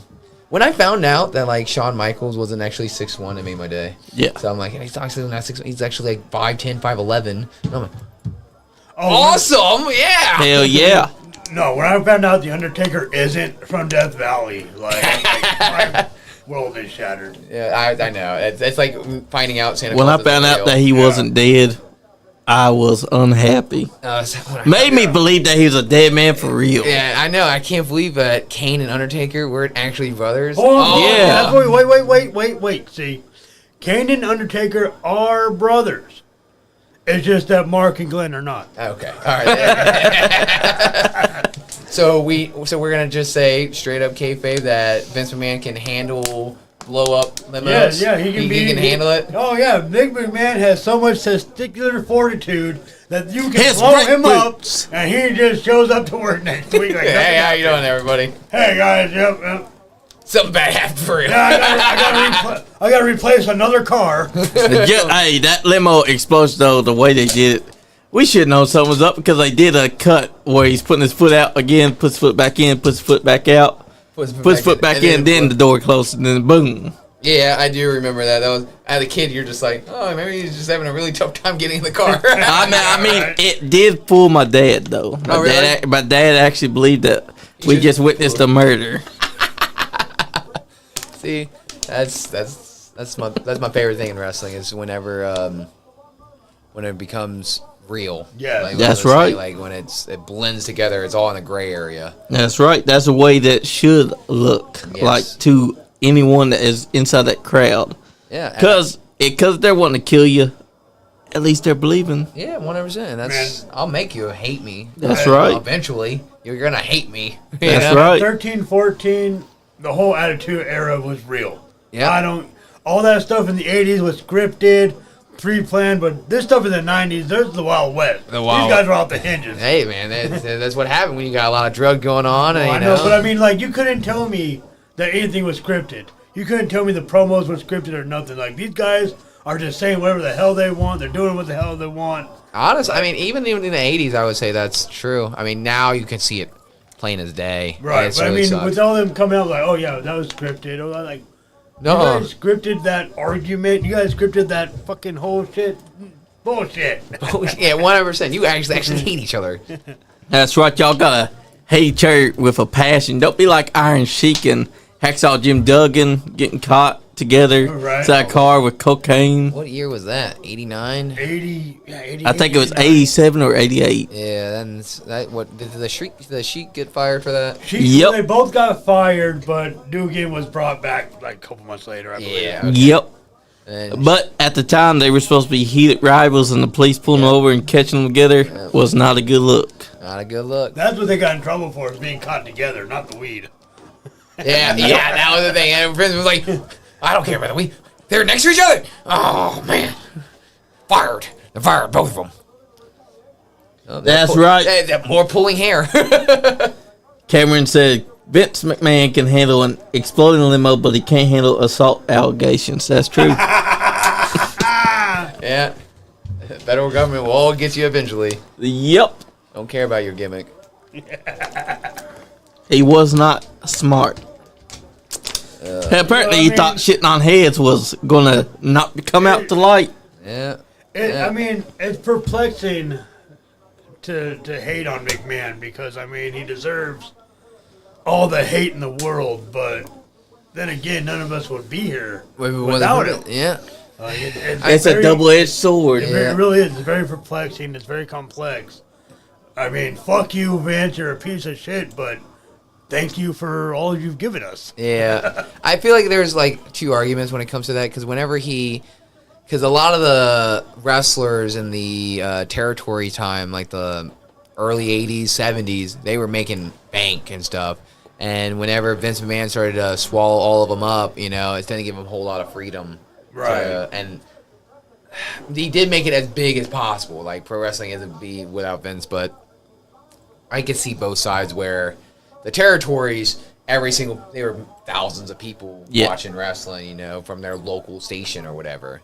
But nah, we wouldn't have WrestleMania. We wouldn't have, Bret Hart's, Shawn Michaels, all these, like, for example, The Rock going into Hollywood. That wouldn't have happened without Vince. So. Exactly. That's why it's a double-edged sword, because on one hand, he gave us all this. Yeah. But then he turned out to be the biggest piece of shit that we ever heard of. I mean, everyone knew that probably all the way. But they didn't know the extent. I did not know the extent. I knew he had a bunch of skeletons in the closet, 100%. You just didn't know how many. I didn't know how disgusting they were. Damn Skippy. Yeah. They were, oh, man. He was the biggest creep that there was. And the fact is that there's still so much that we don't know. Is that also going to be on the test? Ugh. Yes. It's all going to be on the test. Everything is on the test from find out which fish man is who, which fish man is what. Who invented the Luthez press? Here's the a person hint. that invented it? The fuck? Here's a hint. It's in the name. I didn't even pay attention to what he said. Luthez. You already failed. That was level 1. I was trying to help you out there. I'm like, I was not paying attention to a word you said. I'm too busy flirting. See, that's why you will always just be an intern. Yeah, I'm okay with that position. Shit. Yep. I'm far too busy flirting with people. But quit talking to AJ Kazana already. I'm not talking to AJ Kazana, but like... Whatever. I'm not. I'm talking to someone else. I promise. You hear this, Isaac? You hear this? I hope you're watching. First of all, I got a fiance and a boyfriend. Isaac already knows about it. I don't give a shit. That's your red shit. That's not my, Nice. Not my can of worms. not my monkey, not my circus. Yeah. That's right. And right now, Bret Hart has. I think they won the match. No, the match's still going. He just knocked Perfect out of the ring. Referee's holding up his arm. It's been 10 minutes of them pulling each other's hair and trying to get the advantage, and finally Bret Hart got the advantage. This is the not so good match. This one was not as good as the '91 SummerSlam. But that's okay because it was just them filling each other out. Yeah, this was where was this at? Madison Square Garden. Yeah, I believe so. Like, this seems like a dark match. That's right. That's what it feels like. It's from '89. Yeah. Yep. Yeah. So this is probably testing out if Bret Hart can be singles, kind of like how they did with Shawn Michaels. Yeah. And Ric Flair at Madison Square Garden. Yep. That match is on YouTube, which is very. You can learn a lot right there from that match because Shawn Michaels is still kind of the rockers. Yeah. And after he wrestled with Ric Flair, it was a test, and Ric Flair gave him the A-OK on that. So That's right. And this right here was basically like that. Proof to see if he is not only singles, but also can carry the WWF Championship one day. One day, yep. Which he did. Well, of course, we remember how that one reign ended with Yokozuna taking it, and then Hulk Hogan would come in and be like, Man, the worst fucking moment. So that's my favorite, one of my favorite arenas Yes. of all time. Yes. It was so unique as a kid at WrestleMania 9, watching the elephants and everything. But rewatching it, there's only like maybe 3 good matches on there. Yeah, no, it wasn't a good card at all. Not a good card, and especially that ending. Yeah. But at least WrestleMania 10 Was that the same one as Taker and Gonzalez? Yes. Yeah. Yes, with that weird fursuit thing. Yes. Yeah. yeah, that was weird. Yeah, it was. He looked naked as fuck, but he was not naked. Yeah.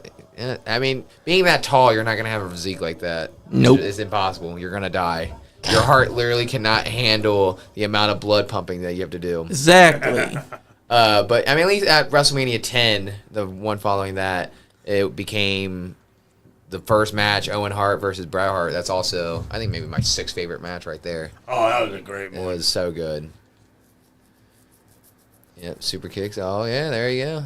That's Yeah, right. Shawn Michaels, SummerSlam, I think 93 maybe? I'm not sure. Yep, it was 93 for a ladder match. Those leggings are far from none. I have something similar to that, and I have always loved that color scheme of white boots and blue aqua-looking pants. Those are my favorites. Nice. Oh, yeah. Definitely should pull that off. Yeah, I have a few that are blue. I mean, I change it every Nice. time, so I got like 3 or 4 blue tights that 2 of them look very similar to when he wore it in '93. Nice. But he barely wore it. He barely wore those tights. He did. I think it was 2007. Yep. Hey, that's the year I was born. So all these dates are gonna be also on the test too. Like, Yeah. you're just gonna say these dates. You're gonna have to just figure it out. You will. What's your name? You are the intern, but that's the teacher. What does He's giving you DX tests. stand? What does DX stand for? I'm not sure. Man, there's a lot to learn. It's, Oh, that's at least it'll be fun. You got all the fun stuff. to learn. Degeneration. You know, you can relearn. Are you kidding me? I'm the one that put Bret Hart in the sharpshooter, you know. That is true. And you don't go to it. You married, what's your name? Is the test going to Stephanie. be like an online test, or am I going to have to take it in person? Here's the real person. question. In person, it's 3 hour long. Yeah. 500 questions. Yeah. So 2 things. I bought an IEP. Oh. I'm gonna need breaks and Okay, that's fine. Stand. Also, there's going to be a bonus 501 question.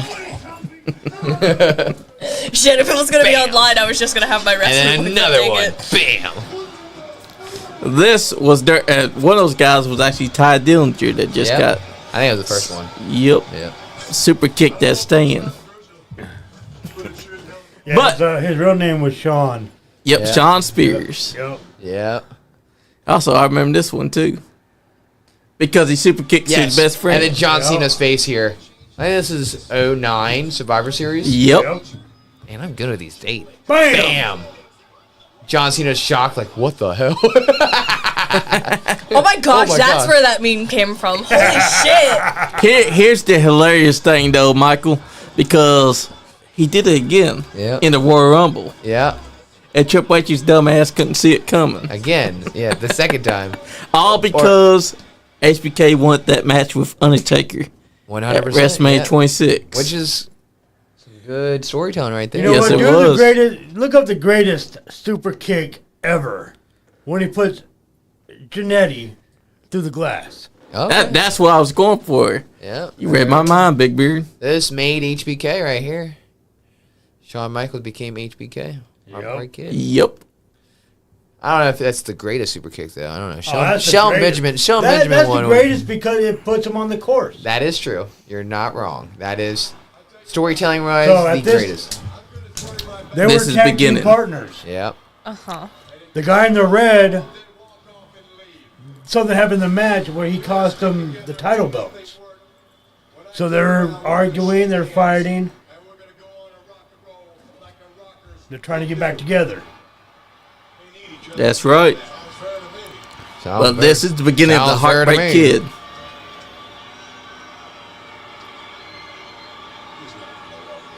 They need each other. No, they don't. Best friends, brothers. Cut that dead weight, HBK. Hug it out. They've been in the business together since the beginning. Okay. I'm following. Tag team, best friends, brothers. Not real brothers, but There you go. Hug it out. That's right, they're hugging Hugging out. out. Separate. Yep. Watch this, watch this. Yeah. Holding up the hand. And you can tell that beefcake went away BAM! right there. Wowie. That is such a great super kick, Bam! too. Yeah. That's how you establish yourself as a heel. And now watch what he's about to do. Mark Janae, don't throw yourself to that window. Jannetty gets his greatest push in WWF history. Yeah. Man, Bam. why did he throw himself through that window, Big I know. Beard? I can't Hey, believe they were giving him the push. Yeah. That was the push he was getting. I mean, they told him to run into it, so he listened. No, they said, Jannetty, tonight we're gonna push you. Look at all those kids. Yeah. Yeah. Oh, nice kick Oh, to the now he stomach. comes back like, hey, dude, stop. Those Yeah. are some interesting tights. Yep. Those are some interesting tights there. There's a reason why they And called for- him the Booty Man. Yeah. I'm sorry, they did what? They called him the Booty Man. That was a name of his. Yeah, he Well, had see, afterwards, I think. he was Brutus the Barber Beefcake. Yep. Because Linda McMahon wanted a big man named Beefcake. Yeah. Kind of like a male stripper. Are those tights? They just look like Well, look, tiny look. pieces of fabric. Look, okay, Honestly. so Brutus the Barber Beefcake's real gimmick was that he was a male stripper who had a barber gimmick. See, like if you go to a male strip club, They all you go to a have male different strip club, sometimes they operations. come out as a cowboy, sometimes they come out as a cop, a doctor. They have a gimmick. I know you haven't been there, but when Okay? No, I've never been to a male strip club. But I'm just Oh, saying, okay, the fair men enough. come out, they come out as a cowboy, they come out as a cop, they come out as a doctor. Something. He was a male stripper that was a barber. You tell me that you've been to a male strip club? I might have worked at one or two. as the janitor. We learned a thing or two, damn. Oh, But man. anyways, moving on from that, we got the greatest super kick of all time. Yeah. I was 4 years old when this happened. Man. Bam! Owie. Look at that Hulk Hogan guy. Oh my God! What you gonna do, brother, when I super kick you? Cameron says one of the best super kicks I've ever seen was Lance Storm. Yes. Lance Yes. Storm, but which one? I mean, He also said that you sound like you have first-hand experience with a male strip club. well, I just said I might have worked at one or two. Maybe. The Maybe. word maybe. Allegedly. Allegedly. Or he was there as a customer. We won't judge. Allegedly. You know. But yes, no, Lance Storm does have a amazing super kick. No, he does. A very underrated too. He does. But what about the cryonic kick? What about Chris Adams? We don't talk about Chris Adams. Not Why on don't this we podcast. talk about Chris Adams? That's on the test. That, but that's bonus. That's bonus points. So like, if you get it, it's extra credit. So That's we won't right, give you it's the answer to extra that one. You're gonna have to figure that talent. one out on your own. Oh my goodness! Oh, no, we're back to. He had some we're great rewatching stands. super kicks. I'm gonna put all the answers in ladies' service vest and just like slowly look at that shit. That's smart. Hey, look. If a heel cheats, then a heel cheats. And if that's what you are, then that's what you are. That's right. Technically, you guys can't deny my service in a while. That's true. We can't. This was building up to WrestleMania 23. Yep. Yeah. This was a good one too. This was in '97. Yeah. No, this was '98. Yeah, you could tell this man never sold it before because that super kick, he sold it like he'd been shot instead. Yeah. Why is he dancing? Because that's who HBK is. He's called the Hogan Heartbreak must Kid. pose, Michaels must dance. Yeah. I dance a lot too, so I kind of saw that from Sean. He said, extra credit question. Who better than Canyon, intern? Ooh. Who better than Don't Canyon? know. Nobody, I guess. Ding, ding, ding, ding. She got one right. She What? got one right. Nobody's Oh, better than wait. Canyon. Pardon me, Cam. Are you saying that you know that you're wrestling someone? He said he can't wait to wrestle you this Saturday night. Oh, Ooh, looks like we might be ringside for you does versus Cam him. have insider knowledge that the rest of us don't? Does Oh, my Cam God. know who I his have no opponent is? information, so I Does guess Cam so. know who his opponent is? Has Cam stolen J.R. Rock's ability to predict the matches and just pulled Michael Montana's name out of the basket and said, "Yep, I'm facing him." He's politicking his way in there. All right. He is, but hey, it's gonna be a hell of a match if it's true. Hey, yeah, dang right. Because Can't both wait. of y'all are still relatively young to the business, Oh, so that's pretty good. yeah, it'll be a fun little match right there. Yeah, Will, this was a good one great too. one right Yeah. here. Bam, right into the wheelchair. See, now that's how you sell a super kick. I'm gonna hit your leg with your leg. What? That's right. Actually, Owen Hart saying that was one of the best for me. Because he said it without missing a beat. He did Oh, not yeah, no. stop. He And knew he fucked up, but he was like, I just still gotta recover. I just damn gotta go with Scrippy. it. I never understood the NWO after the WrestleMania 18 when Shawn Michaels became the leader and Yeah, stuff. I just- Yeah. I love the look of Shawn Michaels in the NWO type Right, stuff with but his it was backwards just, it was cap. Click 2.0, Yeah. that's all it was. Oh, it was. It was Click Definitely. 2.0 in NWO clothing. Yeah, and then it went away. Not even until 2002 fall, honestly. Isaac said he's rooting for Party Man Cam. Hey, Isaac, you can't do our guests like that, man. You can't do our guests Hey, like that's a that. possibility. I mean, aren't we the party people though? But we have to honor and show respect to our guests. That's true. Until the very end, like until I Isaac, leave. my heart's actually broken that you said that, dude. What the hell? What is wrong with you? It'd be like I mean, that. But hey, you know what? This Look, is a what What the wrestling fuck? business. What is wrong with you? Look, Party Man is our boy. Don't get us wrong. And if you do end up facing Party Man, I mean, I understand. we're it's going to be on business. opposite sides of the ring. But It is simply I mean, business. no disrespect, and you know it's all love. We still appreciate you being here. Yeah, You but know, but I mean, if you're on the other side, it's We it's just fair did. game. Yeah. We did just watch Shelton Benjamin versus HBK getting super kicked by HBK. A powerful super kick that still to this day Shelton Benjamin is still recovering from. Yeah, I would say so. Yeah. Party Man says, "Hey, I don't know if he's my opponent, but he's got the look, though, and the Party Man likes people who stand out. That's a real party." All right, that's some praise from Party Man. And Cam I'll right there. take Right that. on. You know, That's I'll take that appreciation. That's right. Now when we wrestle, I'll be like, thank you. That's right. Well, thank you. And Headlock driver, thank you.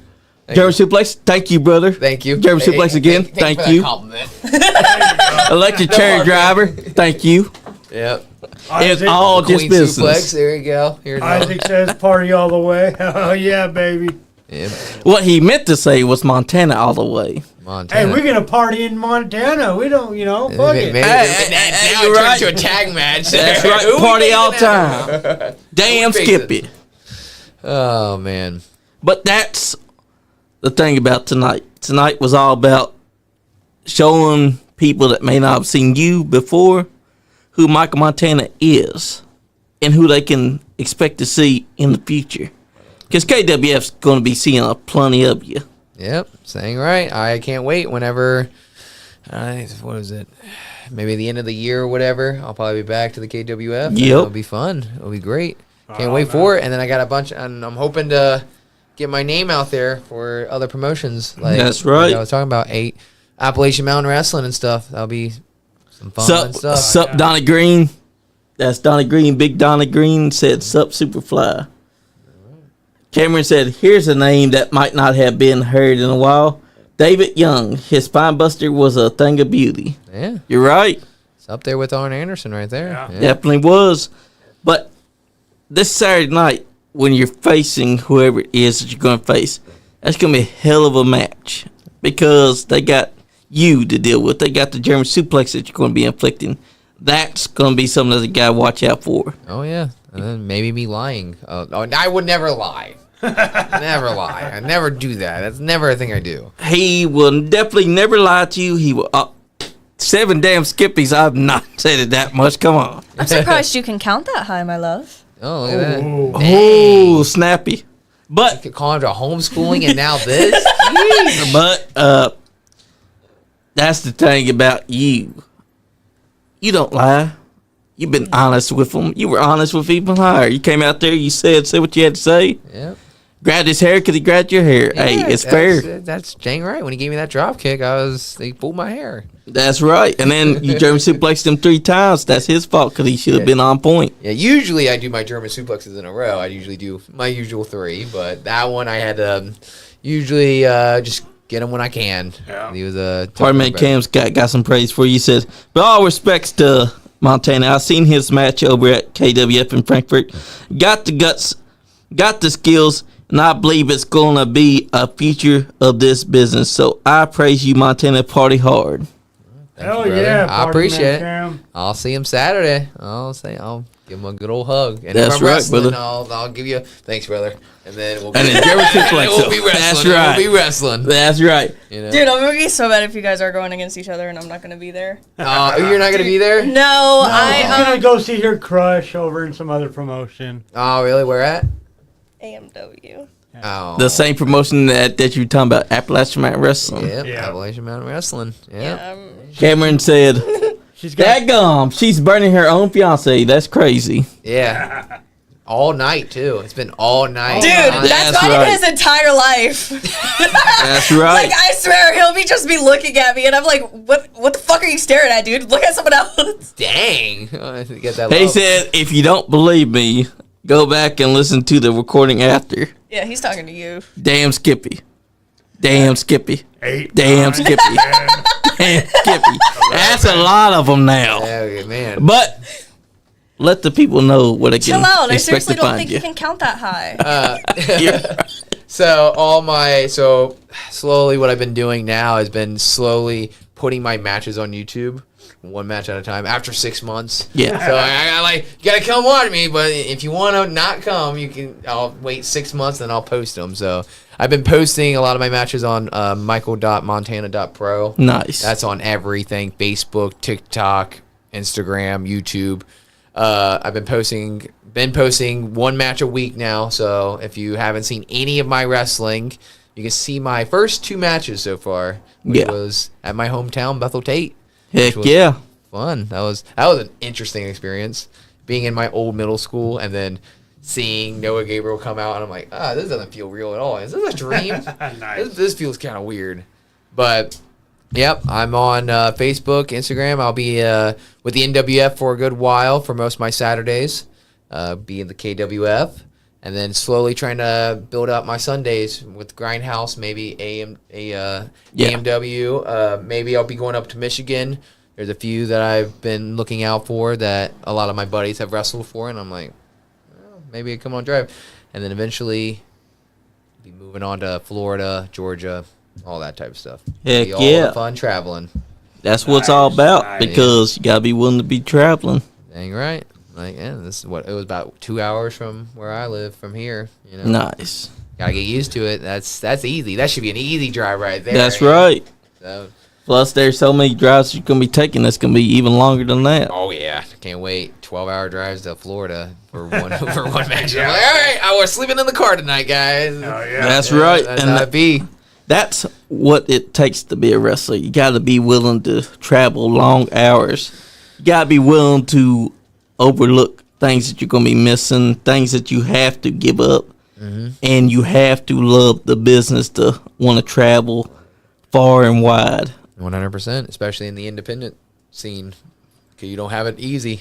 You gotta be sleeping in your car, eating gas station food all the time, you know, and meeting people for the first time, and you're wrestling. I'm like, hey, nice to meet you. I'll see you out there. And I'm going to suplex you. Yeah, like that was how me and Eddie talked like 1 or 2 minutes before a match. I'm like, hey, nice to meet you. I'll see you out there. And that's how it was. And that's how it was. You know, and that was the fun of it. That was the first thing I talked to him. I'm like, German suplex. That's my thing. Yep. All right. Yeah, I'll see you out there, brother. That's right. fun. And then the rest of the match just came together. Yep, all came together. yeah. I'm very happy with it. And that's how it should be. Yeah. Because a lot of guys try to plan their match way too early inside the back, and then they forget everything that they just talked about. Yeah. So if you're smart, you can do it while you're inside the ring, while you're holding each other inside a headlock. Just tell each other what you're gonna do. Yeah, I'm more because my memory, knock on wood, from all the times Yeah. when it hit my head. I'm hoping I still have it. My memory's pretty good. And that's because I'm Nice. in history. I remember all those dates and everything, and all those people. So whenever we go over the match, I remember it all. That's usually Yeah. why people like me. They're like, "Dude, I'm lost," and I'm like, "I got you, brother." That's It's right. Fine, we'll keep going. It's all right.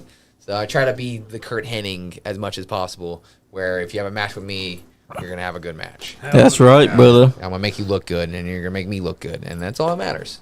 That's wrestling for you. We've now hit 1 hour and 56 minutes. Oh, really? Is it almost 9:00? Yes, is. Oh it is. man, we've been all. This has been a fun time. Been watching Hey. wrestling, Tell talking me, man. wrestling. That's all it is. That's right what there. we encourage. Yeah, there. That was. Who wants to say their goodbyes first? I'll go ahead and Yeah, start. because the person that was last goes in first now. Yep. The guest always goes before the others. You said the guest. So No, I have no, after the That's others. not that Okay. Thank you for stopping by. And like I said, I am really looking forward to your future because of your knowledge of the past. Like, I am really going to be keeping my eye on you, and I'm so excited to see what's in store. Thank you, So Dudley. thank you for stopping by, and I'm excited, man. I appreciate it, Dudley. I appreciate it. Me Intern. next. Bet. Nice to see you again. It's so nice to know all these things about you, especially like where your name came from and what your inspirations are. That possibly could be an inspiration for a lot of other people. And I'm really excited to see you in the future, although I won't be there Saturday, dude. I'll be there plenty of other times. Hi, Theo. Bye, Theo. Johnny, I see you every day. I don't really care. That's a nice goodbye. Yep. She used Michael. to love Johnny. Now she just sees him every day. It's Yeah, whatever. it's a No, Johnny's still my best friend. But I see him every day. Like, Michael. Oh, my last. I very appreciate you guys inviting me over here. It's been a fun time. I 2 hours went by fast. I didn't even know. I was just Yeah. watching wrestling, having a good time. It was nice meeting you all again. Yes, sir. This time not hungover. I felt so bad. I was talking to my girlfriend. I'm like, I bet they think I'm a jerk or something. I'm just so dead. Like, It's all right. Nice to meet you. Nice to meet you. We understand, man. Everybody has their off days. Yeah, and it was definitely, that's the first time. Hopefully, last time. Probably won't, but I don't like wrestling hungover. That was not a favorite, but I do appreciate all the compliments and can't wait for the future. And That's right. I can't wait to come back here again. This was Yeah, really man, fun. come back Damn anytime, Skippy, man. brother. Let's set up Dang some right. future dates. Oh, hell yeah. Damn That's right. Guys, I just want to say thank you to everyone that's been tuning in, especially Crazy Carl, because he said pigeons are not real. I think that is also something they said the first time they chimed into our comments. Yeah, that's his thing. And But, guys, thank you for tuning in. Thank you for joining us. Thank you for listening to Michael Montana. And thank you, Michael Montana, for giving us the time out of your day to be in studio. thank you guys. I appreciate it. It's more than Intern, always a pleasure. Big Beard, always a pleasure, brother. Brother. If you're not having fun, You ain't getting none. damn Skippy. That's number Yeet. 11. That's right. Nice Guy Andy podcast. Damn Skippy, damn Skippy, damn Skippy, damn Skippy, damn Skippy, damn Skippy, damn Skippy, damn Skippy, damn Skippy, damn Skippy, damn Skippy, over Mo. 40. What your mama said. That's probably